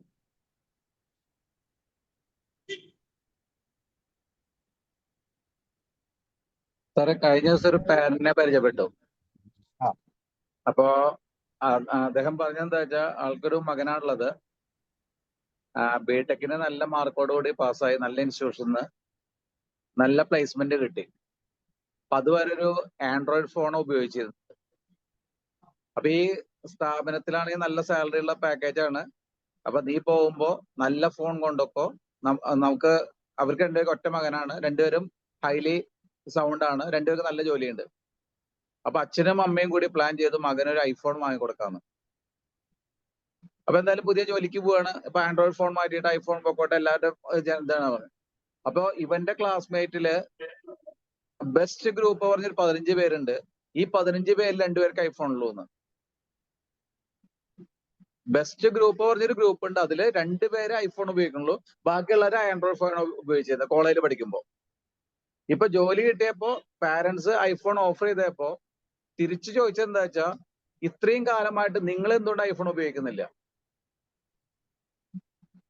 അപ്പൊ നിങ്ങൾക്ക് ആവശ്യമുള്ള വർക്കുകളെല്ലാം നിങ്ങളുടെ ഫോണിലൂടെ ചെയ്യാൻ പറ്റുന്നുണ്ട്. ഇപ്പോ എന്റെ വർക്കൊക്കെ എന്റെ ഫോണിൽ ചെയ്യാൻ പറ്റും, അതുകൊണ്ട് എനിക്ക് ഐഫോൺ വേണ്ട.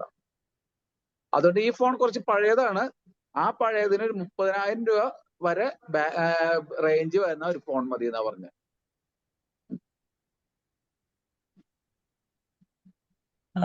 ആ കുട്ടിക്ക് ഒരു ചായ വാങ്ങി കൊടുക്കാം. ഏതാ? ആ കുട്ടിക്ക് ഒരു ചായ മേടിച്ചു കൊടുക്കാം. ഞാൻ പറഞ്ഞു, ആ കുട്ടി നീ നാട്ടിൽ വരുമ്പോ എന്നെ ഒന്ന് പറയണം, എനിക്ക് ഷേക്കൻഡ് തരാനാ പറഞ്ഞു. ഞാൻ പറഞ്ഞത് ഒരു ചായ വാങ്ങി കൊടുക്കാം. ഇത് വേറൊരു പാരന്റ് വന്നതെന്ന് വെച്ചാൽ, ഈ കുട്ടി പാരന്റിനോട് പറഞ്ഞത് 10ാം ക്ലാസ്സിൽ എക്സാം എഴുതണമെങ്കിൽ എനിക്ക് ഐഫോൺ തരണമെന്നാണ്. എന്നിട്ട് ബോധമില്ലാത്ത പാരന്റ് അവരോട് പറഞ്ഞു 90,000 രൂപയുടെ ഫോൺ വാങ്ങിക്കൊടുത്തു. ജസ്റ്റ് പാസ്സായുള്ളവര് 10ാം ക്ലാസ്സില്. +1 എവിടെയും സീറ്റ് കിട്ടുന്നില്ല, പൈസ കൊടുത്ത് സീറ്റ് വാങ്ങി. അപ്പൊ +2 ഞാൻ എക്സാം എഴുതണമെങ്കിൽ 3.5 ലക്ഷം രൂപയുടെ ബുള്ളറ്റ് അല്ലെങ്കിൽ എഴുതില്ല എന്നാ പറഞ്ഞു. അത് വാങ്ങിക്കൊടുക്കട്ടെ ചോദിക്കാനാണ് കുട്ടിയുടെ അമ്മ വന്നത്. ഞാൻ കൊടുത്തോളാം, എന്റെ പൈസയല്ല, എന്റെ കുട്ടിയല്ല. പക്ഷെ നിങ്ങൾ 3.5 ലക്ഷം രൂപയുടെ ബുള്ളറ്റ് വാങ്ങിക്കൊടുത്താൽ എനിക്കൊരു ഹെൽപ്പ് ചെയ്യാൻ പറഞ്ഞു. കുട്ടിയുടെ പേരിൽ 35 ലക്ഷം രൂപയുടെ ഇൻഷുറൻസ് എടുക്കുക. ഇൻഷുറൻസ് എടുക്കുന്ന സമയത്ത് ഞാൻ എന്റെ കുറെ ഫ്രണ്ട്സ് ഉണ്ട്, അവരാരെങ്കിലും അയക്കാം. അപ്പൊ അറ്റ്ലീസ്റ്റ് നല്ല പ്രീമിയം വരും, ആ പ്രീമിയത്തിന് നല്ല കമ്മീഷൻ കിട്ടുക, കമ്മീഷൻ അവർ എനിക്ക് തരും, എനിക്ക് പച്ചരി വാങ്ങിക്കാൻ പറ്റുമെന്ന് പറഞ്ഞു. അപ്പൊ 6 മാസം കഴിഞ്ഞാൽ ഇൻഷുറൻസുകാർ നിങ്ങളെ വിളിച്ചിട്ട് പറയും, ഇത്രയും നല്ല അമ്മയെ ആദ്യമായിട്ട് കാണുകയാണ്, നിങ്ങൾക്ക് ഒരു ഗിഫ്റ്റ് ഉണ്ട് എന്ന്. അപ്പൊ ചോദിച്ചു, നിങ്ങൾക്ക് എന്റെ ആവശ്യം എന്റെ മോനെ കൊല്ലാനാണോ ചോദിച്ചു. നിങ്ങളുടെ ആവശ്യം അതാണ്. അപ്പൊ പറഞ്ഞൊരു കാര്യം എന്താ വെച്ചാൽ, ഇപ്പൊ കുട്ടിക്ക് ഇത് വാങ്ങിക്കൊടുത്തില്ലെങ്കിൽ കല്യാണം കഴിച്ച എന്നെ ചവിട്ടി പുറത്താക്കില്ലെന്ന്. വാങ്ങിക്കൊടുത്ത പുറത്താക്കില്ലെന്ന് ഉറപ്പുണ്ടോ ചോദിച്ചു. അതെന്റെ വിധിയാണെന്ന്. കാരണം പാരന്റ്സിന് നോ പറയാൻ പറ്റുന്നില്ല. വല്ലാത്ത റീസൺ പ്രശ്നമാണ്. വേണ്ട സമയത്ത് നോ പറയാൻ അവർക്ക് പറ്റുന്നില്ല. ആദ്യം മുതലേ ബൗണ്ടറി വെച്ചില്ല.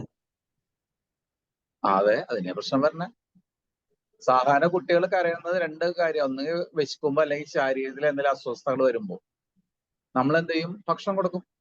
അതാണ് കരയുന്ന കുട്ടിക്ക് പാലില്ല, പാല് പറഞ്ഞിട്ട് പഴഞ്ഞില് വന്നത്. പിന്നെ കുട്ടി രണ്ടാമത് സെക്ഷൻ കൊടുക്കുക എന്താ? ആ കരയുമ്പോൾ നെഞ്ചത്തുനിന്ന് അടിച്ചാൽ നമ്മൾ വീണ്ടും യെസ് എന്ന് പറയും. മൂന്നാമത് നമ്മൾ ശ്രദ്ധിക്കില്ലെങ്കിൽ നിലത്ത് കിടന്ന് ഉരുളാൻ തുടങ്ങും, നമ്മൾ വീണ്ടും ചെയ്ത് കൊടുക്കും. അപ്പൊ നോ എന്ന് പറയുമ്പോൾ അത് നോ ആയിരിക്കണം. അപ്പൊ കുറെ വ്യത്യാസം വരുത്താൻ പറ്റും.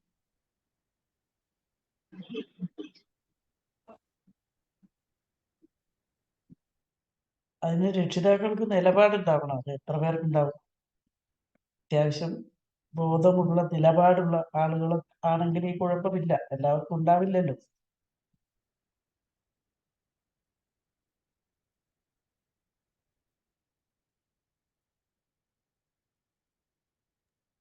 റോയ് സാറേ,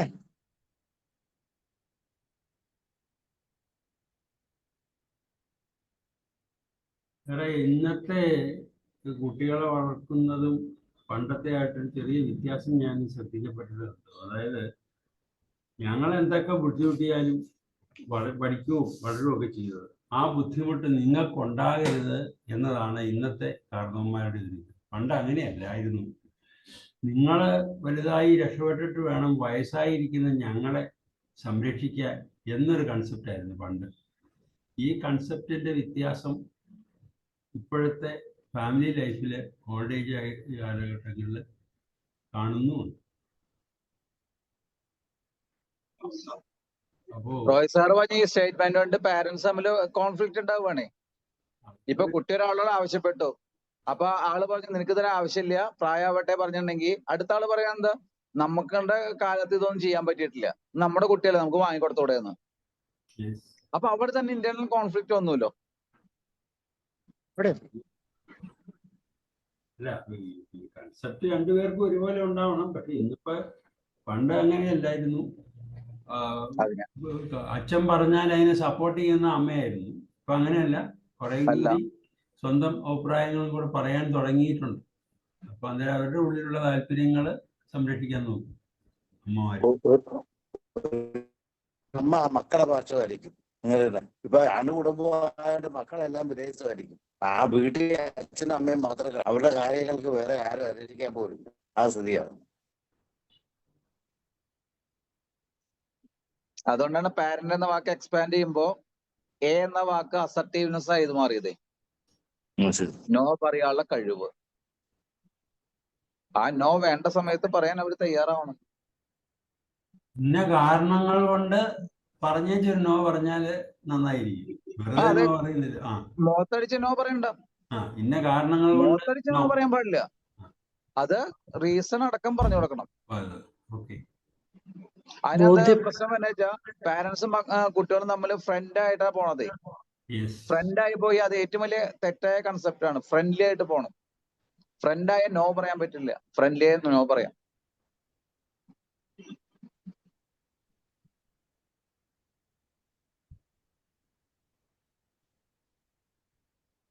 സാറേ, അത് കുഞ്ഞായിരിക്കുമ്പോ തന്നെ അവര് ചോദിക്കുന്നതെല്ലാം അവരുടെ നമ്മളെ മനസ്സിലുള്ള ഒരു ലാളന നിമിത്തം നമ്മൾ എന്ത് ചെയ്യും? പറ്റുന്നതെല്ലാം മേടിച്ചു കൊടുക്കും. അന്ന് അവരാവശ്യപ്പെടുന്നതൊക്കെ നമ്മുടെ പോക്കറ്റിലെ പിന്നെ കഴിവനുസരിച്ച് നമുക്ക് ചെയ്യാൻ പറ്റുന്നതായിരിക്കും. അവിടെ ഒരു നോയും പറയാതെ കുട്ടി വലുതായി വരുമ്പോ ഒരു നോ പറയുന്നത് പിന്നെ അവരെ അക്സെപ്റ്റ് ചെയ്യില്ല. അപ്പൊ നമ്മൾ ചെറിയ അതിനിപ്പോ പലർക്കും നമ്മൾ വായിച്ചിട്ടുണ്ട്. ഈ മാളിലൊക്കെ കൊണ്ടുപോകുമ്പോ കുഞ്ഞുങ്ങൾ, ഇന്നലത്തെ ക്ലാസ്സിലും അത് ഉണ്ടായിരുന്നു എന്ന് തോന്നുന്നു. നമ്മൾ പോകുമ്പോ തന്നെ നേരത്തെ വീട്ടിൽ നിന്ന് പറഞ്ഞു കൊണ്ടുപോവുക, ഇന്ന ഇന്ന സാധനങ്ങളെ നിനക്ക് മേടിച്ചു തരൂ, അത് അവിടെ ചെന്നിട്ട് നിർബന്ധം പിടിക്കരുത് എന്നൊക്കെ പറഞ്ഞ് നമ്മൾ കൊണ്ടുപോവുകയാണെങ്കിൽ കുട്ടിക്ക് അതനുസരിച്ച് കുട്ടി നീങ്ങും. അവിടെ ചെന്നതിന് ശേഷം ചെറുതായിട്ടൊന്ന് നിർബന്ധം പിടിക്കുമ്പോൾ ഉടനെ തന്നെ അത് കൊടുക്കരുത്. അത് കൊടുക്കാതെ കൊണ്ടുവന്ന് വീണ്ടും മനസ്സിലാക്കിച്ചിട്ട് അടുത്ത പ്രാവശ്യം പോകുമ്പോൾ വേണമെങ്കിൽ അത് മേടിച്ചു കൊടുക്കാം. അങ്ങനെയുള്ള ഒരു ഇത് സ്വഭാവം കുട്ടിയിൽ രൂപപ്പെടുത്തി എടുക്കണം. ഒന്ന് അത് നമ്മൾ പ്രത്യേകം പേരൻസ് ശ്രദ്ധിക്കേണ്ട കാര്യം. മാഡം ഒരു കുട്ടിയായിട്ട് മാളില് പോവാണ്. അവിടെ ഒരു ടോയ് ഷോപ്പിൽ പോയിട്ട് ഒരു ടോയെ കുറിച്ച് വേണമെന്ന് പറഞ്ഞ് കുട്ടി കരയാൻ തുടങ്ങി. നമ്മൾ ആദ്യം പറയും നമ്മുടെ പൈസ ഇല്ല, നമുക്ക് അടുത്ത പ്രാവശ്യം വാങ്ങാം, എന്ത് പറഞ്ഞാലും കുട്ടി ശ്രദ്ധിക്കില്ല. അപ്പൊ കടക്കാരൻ വന്ന് പറയും, നിങ്ങൾ വേണമെങ്കിൽ ഇന്ന് കൊണ്ടുപോക്കോളൂ, പൈസ ഇല്ലെങ്കിൽ അടുത്ത ദിവസം തന്നാ മതി. മാഡം എന്ത് ചെയ്യും? അവിടെ ഞാൻ വാങ്ങിയില്ലെങ്കിൽ എന്റെ കയ്യിൽ പൈസ ഇല്ല എന്ന് കടക്കാരൻ അറിയും. ഇല്ല സാറേ, അത് അതെ കുഴപ്പമില്ല. സംഭവിക്കണത്. നമ്മള് നാണം കെട്ടോട്ടെ, നമ്മള് നാണം അതെല്ലാരും ചിന്തിക്കുന്നില്ല. അത്രയും ചിന്തിക്കാൻ അറിയാമെങ്കിൽ പിന്നെ കുഴപ്പമില്ലല്ലോ. അത് തന്നെയാണ് ഇപ്പൊ നമ്മള് സാധാരണ ടെക്സ്റ്റൈലിലേക്ക് പോയി കഴിഞ്ഞാൽ നമ്മൾ പോകുമ്പോ നമ്മുടെ ഐഡിയ ഉണ്ട്, ഇന്ന പാറ്റേൺ ഇന്ന എമൗണ്ട്, ചിലപ്പോ രണ്ടും കിട്ടില്ല. അവിടെയുള്ള ആ ഡ്രസ്സൊക്കെ മുഴുവൻ ഇട്ടിട്ട് ലാസ്റ്റ് അവരെന്താ വിചാരിക്കുക നമ്മൾ വാങ്ങിയില്ലെങ്കിൽ വെച്ച് നമുക്ക് ഇഷ്ടമില്ലാത്ത സാധനം ആവശ്യമില്ലാതെ പൈസ കൊടുത്ത് വാങ്ങും. നമുക്ക് വേണ്ടെന്ന് പറഞ്ഞാൽ മതി. അപ്പൊ അവരെന്താ വിചാരിക്കുന്നതാണ്. അത് നമ്മുടെ കൂടെ നിൽക്കുന്ന മറ്റുള്ളവർക്ക് അതൊരു മാതൃകയാവും സാറേ. അതെ, പലപ്പോഴും നമ്മൾ കടകളിൽ കയറുമ്പോഴേ നമുക്ക് സൂട്ടല്ലാത്തൊരു സാധനമാണ് നമ്മൾ കാണുന്നത്, അത് മേടിക്കേണ്ട കാര്യമില്ല. അതിനാണ് ഈ കടക്കാർ ഉള്ളത്. കാരണം നമുക്ക് ഒരിടത്ത് തന്നെ അടുത്ത സ്ഥലത്ത് പോയി നമുക്ക് ചൂസ് ചെയ്യാനുള്ള ഒരു അവകാശമുണ്ട്. അത് ഇന്നിപ്പോ ഉച്ചയ്ക്ക് ഞാനും സാബുസാരിങ്ങളെല്ലാരും കൂടി ഒരു ഹോട്ടലിൽ ഫുഡ് കഴിക്കാൻ പോയി. അവിടെ ബുഫേ സിസ്റ്റം ആണ് പറഞ്ഞേക്കണേ. ആ ബുഫേ സിസ്റ്റത്തിന് നോക്കിയപ്പോ ആ കൊടുക്കുന്ന പൈസക്കുള്ള ഐറ്റംസ് അവിടെ ഇല്ല. ഞങ്ങൾ ഇറങ്ങിപ്പോന്നു, ഞങ്ങൾക്ക് വേണ്ട പറഞ്ഞ് ഇറങ്ങിപ്പോന്നു. അത്രേ ഉള്ളൂ. വേണമെങ്കിൽ ഒരു ഗ്ലാസ് വെള്ളം കൂടി കുടിച്ചിട്ട് ഇറങ്ങി പോന്നാലും മതി സാറേ, പ്രശ്നമില്ല. അല്ല, അതിന് ഞങ്ങൾ ആ മെനു കാർഡ് നോക്കിയിട്ട് ആദ്യം ബുഫേ വെച്ച സാധനങ്ങൾ ഞാൻ പോയി നോക്കി, വലിയ ഐറ്റംസ് ഒന്നും ഇല്ല. പിന്നെ വെള്ളം കുടിക്കണ അർത്ഥമില്ല. എന്നിട്ട് അപ്പുറത്തെ ഹോട്ടലിൽ വന്നു കഴിഞ്ഞു, നല്ല ഭക്ഷണം കഴിച്ചു, വയറും നിറഞ്ഞു, മനസ്സ് സംതൃപ്തിയായി, പൈസ ചെലവ് കുറഞ്ഞു. മാഡം പറഞ്ഞത് പൈസ കൊടുക്കണ്ടാത്ത വെള്ളത്തിന്റെ കാര്യം. സാറേ നമ്മുടെ ഒരു വിചാരമുണ്ട്, ഭയങ്കര ഹോട്ടലുകളിലൊക്കെ കയറെങ്കിൽ മാത്രമേ നമുക്കൊരു സ്റ്റാൻഡേർഡ് ഉള്ളൂ മറ്റുള്ളവരുടെ മുമ്പില്. നമ്മൾ ഇത്തരം കാര്യങ്ങളിൽ ശ്രദ്ധിക്കുന്നതേ അത് നമ്മളല്ലേ ഇതാക്കണേ. അത് നമ്മളുടെ തലമുറ ശ്രദ്ധിക്കുന്നില്ല. ഇനി തലമുറ, കാരണം ബ്രാൻഡഡ് ഐറ്റം അല്ല എന്ന് പറഞ്ഞ് പലപ്പോഴും നമ്മൾ സാധാരണ മേടിക്കുന്നതിനേക്കാൾ മോശമായ സാധനങ്ങളാണ് ഇപ്പോഴത്തെ പിള്ളേർ മേടിക്കുന്നത്. നമുക്ക് അത് മേടിച്ചു വെച്ചിരിക്കും.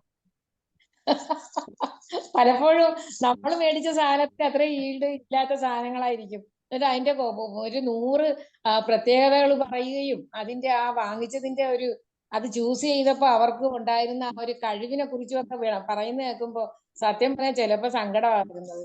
അത്രക്കുള്ള ബുദ്ധിയല്ലേ നിങ്ങൾക്കുള്ളൂ. ഒരു വ്യക്തിമാരുടെ സ്ഥാപനവും ഞാൻ പറയുന്നില്ല, അവരൊരു റെഡിമെയ്ഡ് എക്സ്പോർട്ടിങ് തുടങ്ങി. അപ്പൊ അവർക്ക് പറ്റിയ ഫോൾട്ട് എന്താ വെച്ചാൽ ഡ്രസ്സ് കഴുകുമ്പോ കളർ മാറുകയാണ്. അപ്പൊ റിട്ടേൺ വരാൻ തുടങ്ങി. അപ്പൊ ഇവര് കൊടുത്തൊരു പരസ്യം എന്താ വെച്ചാൽ ഓരോ പ്രാവശ്യം കഴുകുമ്പോഴും പുതിയ ഡിസൈൻ എന്നാ പറഞ്ഞത്. സാധനം ക്ലിക്കായി. ഓരോ പ്രാവശ്യം കഴിയുമ്പോഴും പുതിയ ഡിസൈൻ.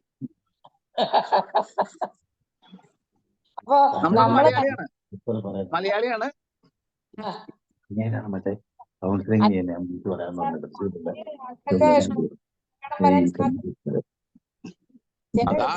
കറക്റ്റ് സെന്റൻസ് ഉപയോഗിച്ചു. എന്റെ ബിസിനസ് പോയില്ലോ പറഞ്ഞിട്ട് പാക്ക് ചെയ്തില്ല.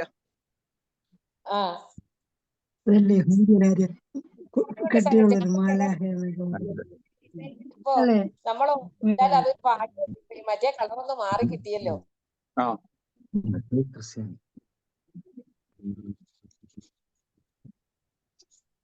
ആദ്യം സ്വയം അതുപോലെ മറ്റുള്ളവരെയും ആവശ്യമുള്ള സമയത്ത് നോ പറയാൻ പഠിപ്പിക്കണം.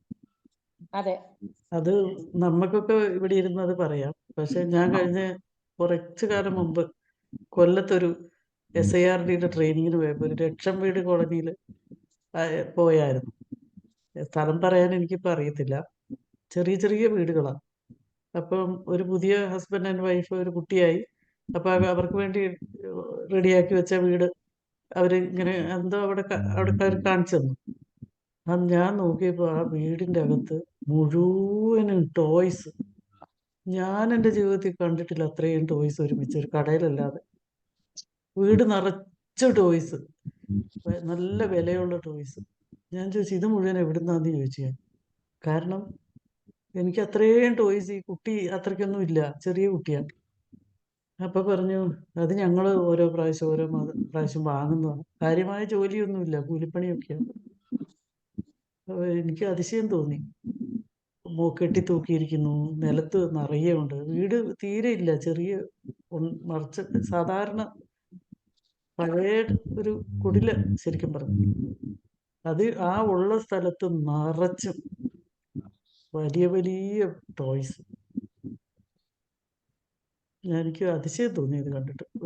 ഒരു വീട്ടിലും അത്ര ഞാൻ ഒരുമിച്ച് കണ്ടിട്ടില്ല, കടയിലല്ലാതെ. കുറെയൊക്കെ ആളുകൾക്കൊന്നും അറിയത്തില്ല, അറിവുകേടാണ് അതൊക്കെ. ആ, അതും നേരത്തെ പറഞ്ഞതുപോലെയാണ്. എനിക്ക് സ്വന്തമാക്കാൻ പറ്റാതിരുന്നത് എന്റെ കുട്ടിക്ക് പ്രാപ്തമാക്കുക എന്നുള്ളതാണ് അവിടെ ഉദ്ദേശിക്കുന്നത്. അത് മാത്രമല്ല മാഡം, മറ്റു വീടുകളിലൊന്നും ഇല്ലാത്തതും എൻ്റെ വീട്ടിൽ വേണം. എന്റെ കുട്ടി അതൊക്കെ, കാരണം നമ്മുടെ ബന്ധുക്കളും അതുപോലെ ഫ്രണ്ട്സും ഒക്കെ കാണുമ്പോഴേ നമ്മൾ സ്റ്റാൻഡേർഡിൽ ആണ് ജീവിക്കുന്നതെന്നുള്ള ഒരു മതിപ്പുണ്ടാക്കാനും ഇങ്ങനെയുള്ള കാര്യങ്ങൾ ചെയ്യാറുണ്ട്. എന്നിട്ട് 4 വശത്തും കടമായിരിക്കും മാഡം. കടമായിരിക്കും, അല്ലെങ്കിൽ അത്രയും മേടിച്ചു കൂട്ടാൻ പറ്റിയ. നമുക്കിവിടെ കാണാൻ പറ്റും. കാരണം കാറൊക്കെ എടുക്കുന്നത്, കാരണം കാറ് നമ്മൾ മേടിച്ചാൽ പോരല്ലോ, അത് പെട്രോളും കൂടെ ഉണ്ടെങ്കിലല്ലേ അത് ഓടത്തുള്ളൂ. പക്ഷെ ഇതിനെക്കുറിച്ച് ബോധമില്ല. എടുത്തു കഴിഞ്ഞിട്ട് പിന്നെ എന്ത് ചെയ്യണമെന്ന് അറിയാൻ വയ്യ. ഇത് കൊടുക്കാനും പറ്റത്തില്ല, ഇത് ഉപയോഗിക്കാനും പറ്റത്തില്ല, ആകെ ബുദ്ധിമുട്ടിലാവും. എല്ലാ വീടുകളിലും കാറുണ്ട്, എത്ര ചെറിയ വീട്ടിലും. പക്ഷെ എന്നാൽ ബോധമുള്ള ചിലരുണ്ട്, കാറ് മേടിക്കാൻ ഉണ്ടെങ്കിൽ, സാമ്പത്തികം ഉണ്ടെങ്കിൽ പോലും ഈ പെട്രോളിന്റെ കാര്യം ഓർത്തിട്ട് ചിലപ്പോൾ അതിൽ നിന്ന് പിന്മാറുന്ന ചിലരുണ്ട്. അപ്പൊ അതുപോലെയുള്ള രീതിയിൽ നമ്മൾ ചിന്തിച്ചു പോകുകയാണെങ്കിൽ നമുക്ക് ഒരു കുടുംബത്തിനെ നല്ല രീതിയിൽ കൊണ്ടുപോകാൻ പറ്റും എന്നാണ് തോന്നുന്നത്. അതൊക്കെ ആയിരിക്കും നമ്മളൊക്കെ, നമ്മുടെ പേരൻസ് ഒക്കെ അങ്ങനെ ശ്രദ്ധിക്കുകയും നമ്മളും അങ്ങനെ ശ്രദ്ധിക്കുകയൊക്കെ ചെയ്ത് ഒരുവിധം പിടിച്ചു നിൽക്കുന്നു എന്നാ തോന്നുന്നത്.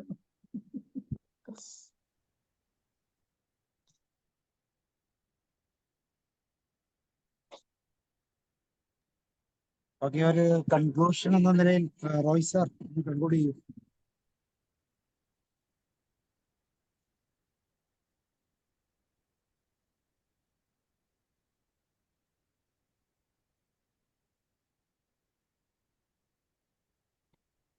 റോയ് സാർ കേട്ടില്ല.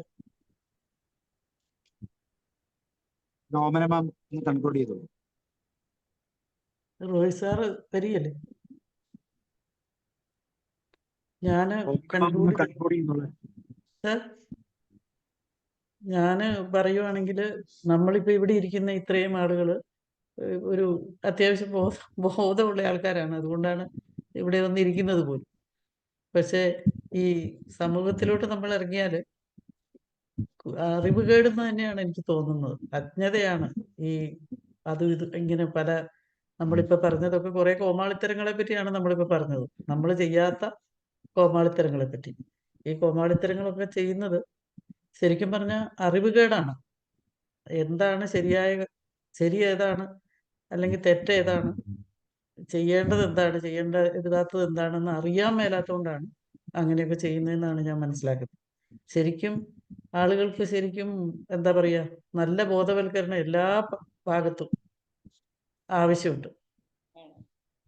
ബോധവൽക്കരണം. നമ്മൾ ഇതിൻ്റെ അകത്തിരുന്ന് ഇത്രയും ആളുകൾ പറയുന്നത് നല്ല കാര്യമാണ്, ആരെങ്കിലും കേട്ടാൽ അത്രയും നല്ലത്. പക്ഷെ നമുക്ക് ഇത്രയും കാര്യങ്ങൾക്കൊക്കെ അറിവുണ്ടല്ലോ.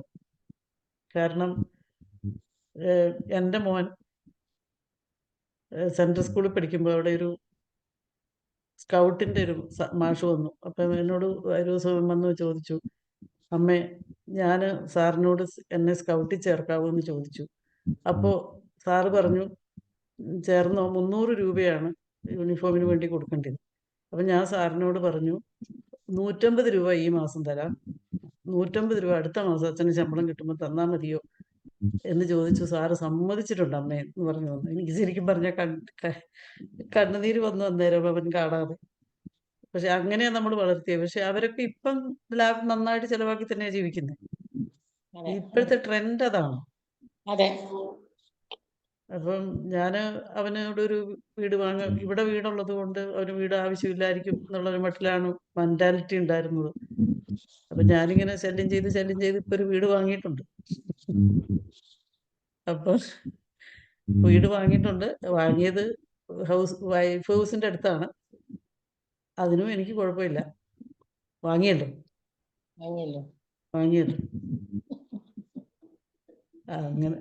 അങ്ങനെയൊക്കെ ചിന്തിക്കാൻ നമുക്കൊക്കെ പറ്റുന്നുണ്ട്. നമുക്ക് കുഴപ്പമില്ല. അത് അവര് അവിടെ വൈഫ് ഹൗസിന്റെ അടുത്ത് വീട് വാങ്ങിയോണ്ടാണ് ഞാനിപ്പോ ഇവിടെ സ്വസ്ഥമായിട്ടിരിക്കുന്നത്.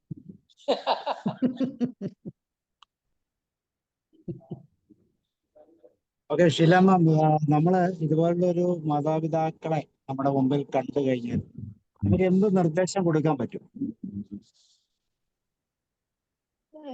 ഇപ്പൊ വോമന്റ് ടീച്ചർ പറഞ്ഞ ടൈപ്പാണോ? നമ്മൾ ഡിസ്കസ് ചെയ്ത് ഇതുപോലത്തെ കുറെ മാതാപിതാക്കളുടെ പ്രശ്നങ്ങളെ കുറിച്ചല്ലേ പറഞ്ഞേ ഈ പ്രായത്തില് ശ്രദ്ധയോടെ കൈ നമ്മൾ പറഞ്ഞു തുടങ്ങിയത് അല്ലെങ്കിൽ അമ്മയോ നമ്മൾ കണ്ട സാഹചര്യത്തിലാണ്. അല്ല സാറേ, നമ്മൾ പറഞ്ഞു തുടങ്ങിയത് നമ്മുടെ ഏജിങ് എങ്ങനെയാണ് നമുക്ക് വേണ്ട രീതിയിൽ കൈകാര്യം ചെയ്യാൻ പറ്റുന്നത്. ശരിക്കും ഈ ഇന്നത്തെ സെഷൻ എന്ന് പറയുന്നത് നമുക്ക് തന്നെ ഒരു ഒരു പിന്നെ അവബോധം ഉണ്ടാക്കുന്ന തരത്തിലുള്ള ഒരു നല്ല ഒരു ക്ലാസ് ആയിരുന്നേ. പിന്നെ നമ്മുടെ കുട്ടികളെ എങ്ങനെയാണ് നമ്മൾ വളർത്തിയത് നമുക്കറിയാം. അതുകൊണ്ടാണ് നമ്മളിപ്പോ സമാധാനമായിട്ട് ഈ പ്രോഗ്രാമിൽ അറ്റൻഡ് ഇരിക്കാൻ നമുക്ക് പറ്റിയത്. അത് വേറൊരു കാര്യം. പിന്നെ നമുക്ക് കംപ്ലീറ്റ് സാറ്റിസ്ഫാക്ഷൻ ഉണ്ട്. നമ്മുടെ മാതാപിതാക്കളെ നമ്മൾ നന്നായിട്ട് നോക്കിയിട്ടുണ്ട്. അങ്ങനെ നോക്കുന്നത് വഴി സാറേ അടുത്തുള്ള വീട്ടുകാർക്കും അവരുടെ വൃദ്ധരായ മാതാപിതാക്കളെ ഇങ്ങനെ നോക്കണം എന്നുള്ള ഒരു ചെറിയ ചിന്ത അവരിൽ ഉണ്ടാക്കാനും പറ്റിയിട്ടുണ്ട്. ഇവിടെ ഞാൻ ഈ താമസിക്കുന്ന സ്ഥലത്തെ സംബന്ധിച്ചിടത്തോളം ഞാൻ എപ്പോഴും ഓർക്കാറുണ്ട്, വൃദ്ധരായവർക്ക് നല്ല ഒരു പ്രാധാന്യം കൊടുക്കുന്ന ഒരു സ്ഥലമാണ് ഈ ആലപ്പുഴയിലെ മുഹമ്മ എന്ന് പറയുന്ന സ്ഥലത്ത്. കാരണം വീട്ടിലെ എന്തെങ്കിലും കാര്യങ്ങളൊക്കെ ഉണ്ടെങ്കിൽ ഞാൻ ഇപ്പോഴും ശ്രദ്ധിക്കുന്നത്, പിന്നെ ഈ അമ്മായിയച്ഛൻ മരിച്ചുപോയി. അപ്പം അമ്മായിയമ്മ ഉണ്ട്, അവരെ ഞാൻ ഉമ്മ എന്ന് തന്നെയാണ് വിളിക്കുന്നത്. അപ്പൊ പുള്ളിക്കാരി മകനും കൂടെയാണ് രാവിലെ എന്റെ വീട്ടിലെ കാര്യങ്ങൾ ചർച്ച ചെയ്ത് തീരുമാനിക്കുന്നത്. കുടുംബ വീട്ടിലാണ് ഉമ്മ എങ്കിലും പിന്നെ ചേട്ടന് ഞങ്ങൾ കുടുംബം കൊടുത്തിട്ട് ഞങ്ങൾ ഇങ്ങോട്ട് വേറെ വീട് വെച്ച് താമസിക്കുകയാണ്.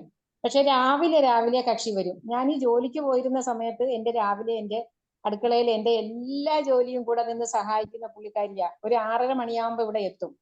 എന്നിട്ട് ബാക്കി ഞാൻ ആഹാരം ഉണ്ടാക്കി കഴിഞ്ഞാൽ അതെല്ലാം പിന്നെ ക്ലീൻ ചെയ്തൊക്കെ എല്ലാമൊക്കെ വൃത്തിയാക്കിയൊക്കെ വെച്ചിട്ടാ കക്ഷി പോകുന്നത്. അപ്പൊ അങ്ങനെയുള്ള ഒരു മനസ്സ് നമ്മളിൽ ഉണ്ടാക്കിയെടുക്കാൻ നമുക്ക് കഴിഞ്ഞെങ്കിൽ എല്ലാവർക്കും പറ്റും സാറേ.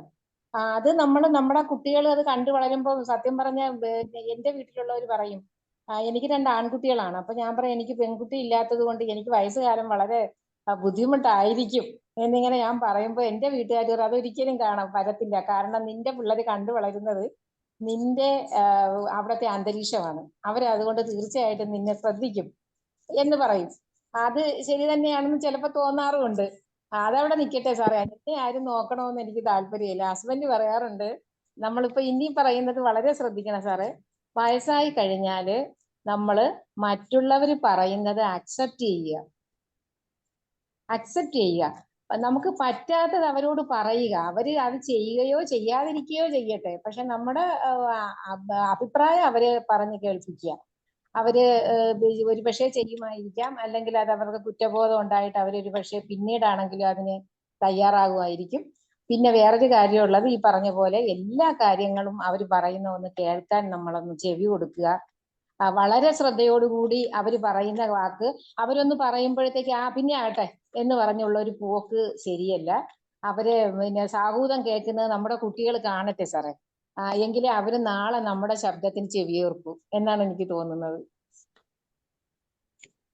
ഇല്ല, അങ്ങനെ ഒരു സാഹചര്യം വരുമ്പോഴത്തേക്കും അവർക്ക് മക്കളോട് പറയാൻ എങ്ങനെ പറയാം എന്നാണ് നമ്മൾ ഒരു ഉപദേശം കൊടുക്കുന്നത് എന്നാണ്. എല്ലാം കൂടെ ഒന്ന് പറഞ്ഞാൽ മതി. എന്ന് വെച്ച് കഴിഞ്ഞാല് അങ്ങനെ ഒരു സാഹചര്യം ഉണ്ട്, മക്കൾ അംഗീകരിക്കുന്നില്ല എന്ന് തോന്നുന്ന സാഹചര്യം എങ്ങനെ ഏത് രീതിയിൽ പറഞ്ഞാൽ മക്കൾ അത് മനസ്സിലാക്കും. ഇപ്പൊ മാമിന്റെ അടുത്ത് ഒരാൾ വന്ന് ഒരവസ്ഥയിലുള്ള അതേ അവസ്ഥയുള്ള ഒരു പേരന്റ് വന്ന് നിൽക്കുമ്പോൾ അത് വേണ്ട രീതിയിൽ മക്കൾ പരിഗണിക്കുന്നില്ല എന്നൊക്കെ തോന്നുന്ന ഒരവസ്ഥയില് മാമിന് എന്ത് പറയാൻ പറ്റും എന്നാണ് ചോദിച്ചത്. ഞാൻ അവരോട് പറയും, ഇന്നത്തെ കാലഘട്ടത്തിന്റെ ഒരു പോക്കാണിത്. ഇത് പഴയ കാലമല്ല. നമ്മൾ അതൊന്ന് ഉൾക്കൊള്ളാൻ തയ്യാറാകുക.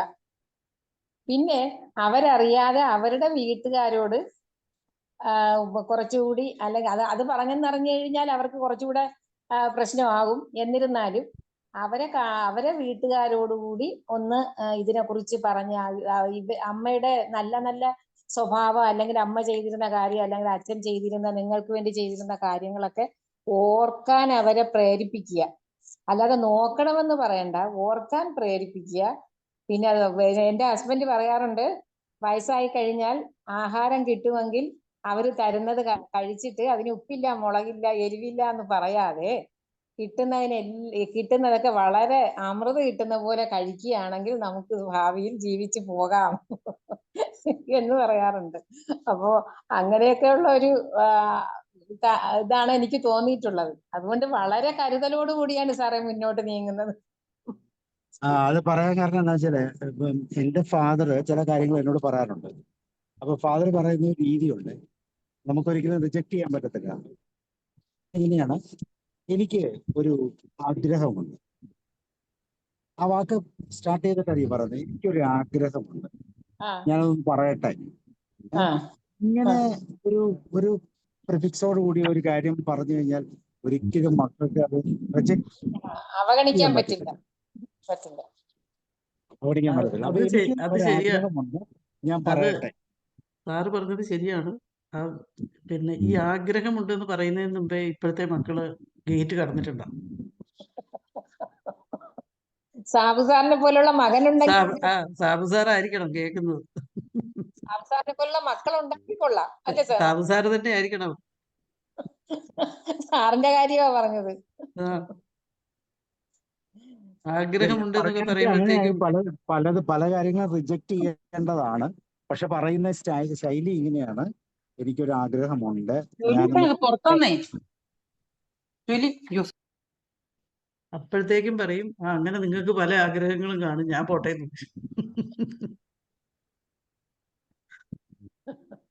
അതുപോലെ തന്നെ എന്റെ എക്സ്പീരിയൻസ് എന്ന് പറഞ്ഞതാ. കാരണം പലതും സാറല്ലേ കേൾക്കുന്നത്. സാറ് കേൾക്കുമ്പോ കുഴപ്പമില്ല, റിജക്ട് ചെയ്യാൻ പറ്റത്തില്ല. അത് സാറിന് അതും റിജക്ട് ചെയ്യാൻ ഇപ്പോഴത്തെ പിള്ളേർക്ക് പറ്റും. അങ്ങനെ റിജക്ട് ചെയ്യുന്ന മക്കളാണെങ്കിൽ പിന്നെ നമ്മൾ എങ്ങനെ അവരെ പറയും, നമ്മളെങ്ങനെ അവരെ സഹായിക്കും? ഈ പറയുന്ന പേരന്റിനെ എങ്ങനെ നമ്മൾ സഹായിക്കും? ഇതാണ് ചോദ്യം. സാറ് ചോദിക്കുന്നത് ആ പ്രായമുള്ള ആളെ സഹായിക്കുന്ന കാര്യമാണോ, ഈ മകൻ പേരന്റിനെ സഹായിക്കുന്ന കാര്യമാണോ?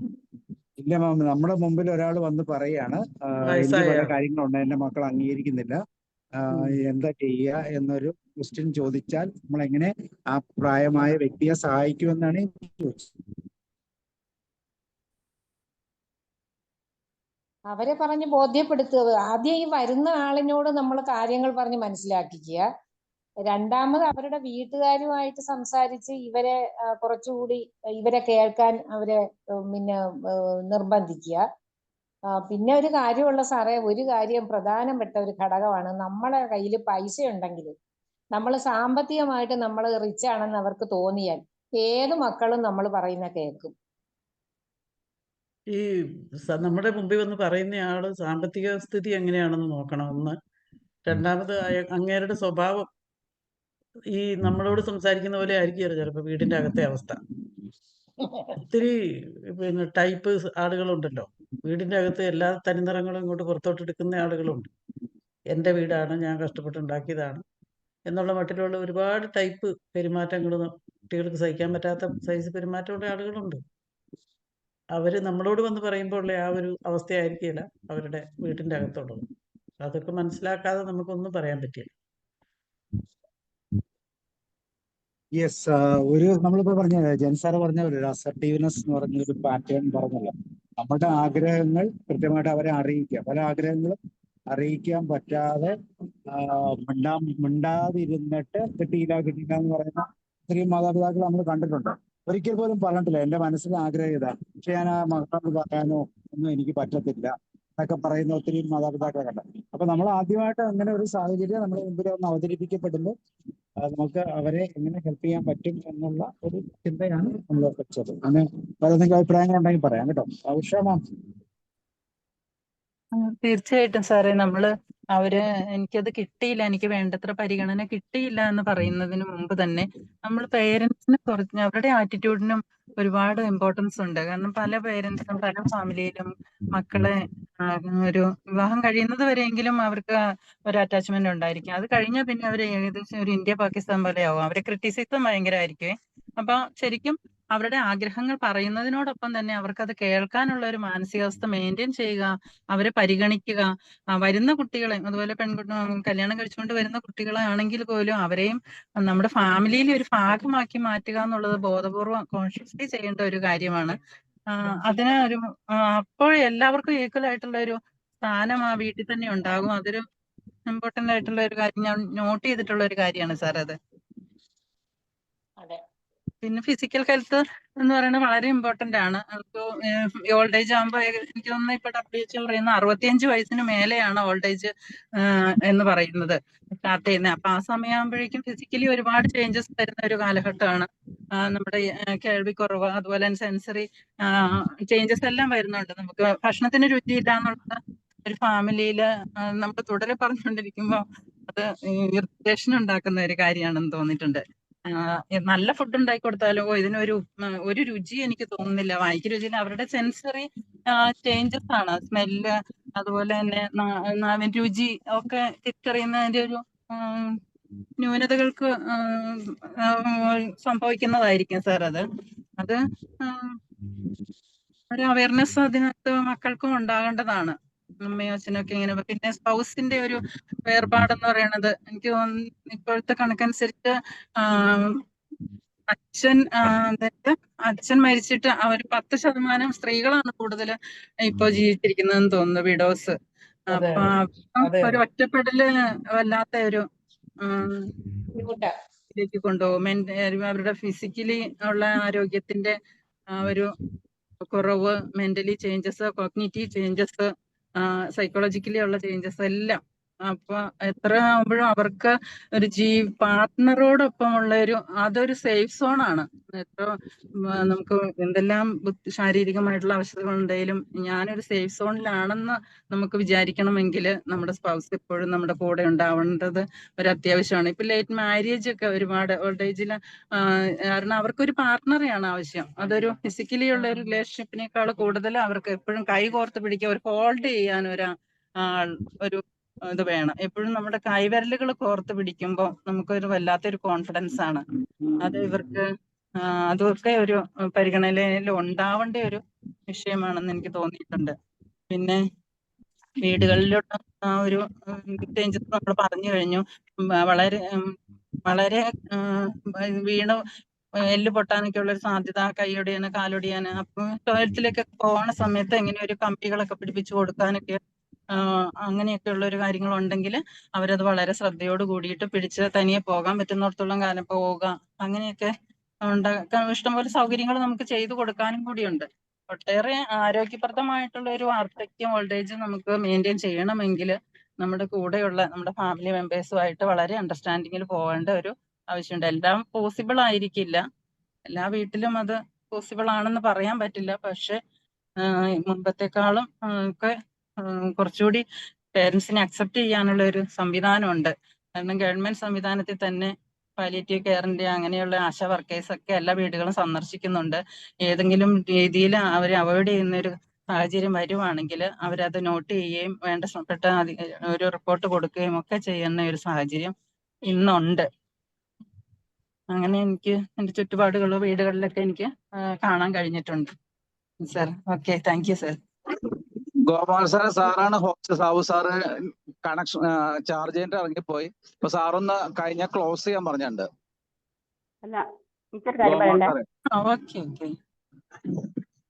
ഗോപാൽ സാറ് ഹോസ്റ്റ് കഴിഞ്ഞൊന്ന് ക്ലോസ് ചെയ്യാൻ പറഞ്ഞിട്ടുണ്ട്. ഓക്കെ സർ, ടൈം കഴിഞ്ഞു എന്ന് തോന്നുന്നു. അപ്പൊ അത് ഗോപാൽ സാറൊന്ന് ക്ലോസ് ചെയ്താൽ മതി. അതായത് സെഷൻ എൻഡ് ചെയ്താൽ മതി. ഹലോ, എല്ലാവർക്കും നമസ്കാരം. എല്ലാവരും നല്ല ചർച്ചയായിരുന്നു.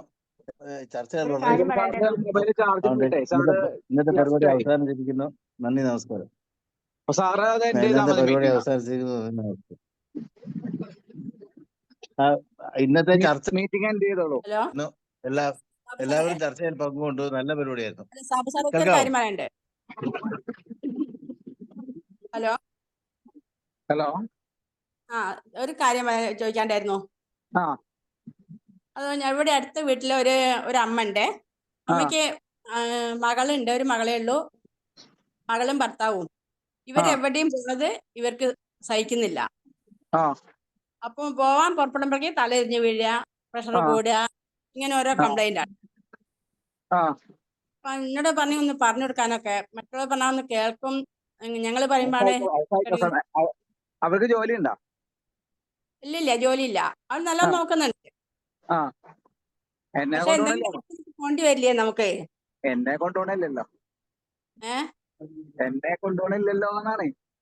അല്ല, അപ്പോഴേക്കും അവര് അറിയാം നിന്റെ കാലം കഴിഞ്ഞിട്ട് നീ എവിടേക്കാച്ചാ പോയിക്കുക, ആ അതുവരെ ഇവിടെ തന്നെ നിൽക്കണം. ആ ആ അപ്പൊ പോയാൽ ഭയങ്കര ബേജാറാണ്, എപ്പോഴും വിളിച്ചുകൊണ്ടിരിക്കും. ആ ആ ഞാൻ എന്റെ നമുക്കെന്താ? നമ്പർ എന്നെ കുറച്ച് കഴിഞ്ഞിട്ട് വിളിക്കാം. ഞാൻ പുറത്താ നിൽക്കണത്. ആ 9846 എഴുതിയേക്കണല്ലേ, ഞാൻ പെൻ എടുക്കട്ടെ എന്നാല്. 9846 919084. ഞാൻ ചാറ്റ് ബോക്സിൽ ഇടാൻ പറ്റുമോ നോക്കട്ടെ കേട്ടോ.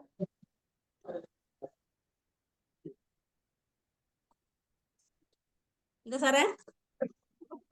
ആ, 9846 ഇത് ക്ലോസ് ചെയ്യാം.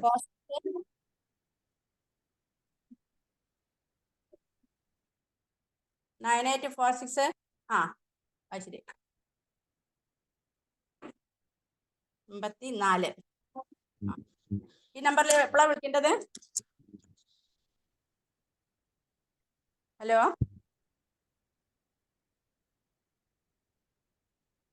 കുറച്ച് കഴിഞ്ഞ് വിളിക്കാൻ പറഞ്ഞു.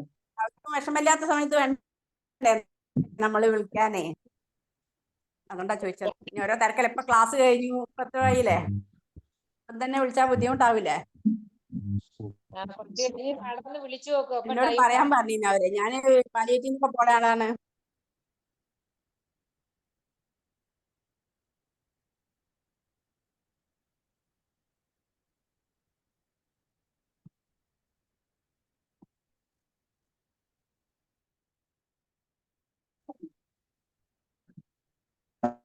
നമസ്കാരം. ഇന്ന് എല്ലാവരും നല്ല ചർച്ചയായിരുന്നു. എല്ലാവരും കൊണ്ട് വളരെ നല്ല കാര്യമായിരുന്നു. നന്ദി, നമസ്കാരം. ഇന്നത്തെ ക്ലാസ് അവസാനിച്ചിരിക്കുന്നു. നാളെ 7 മണിക്ക് വിടാം.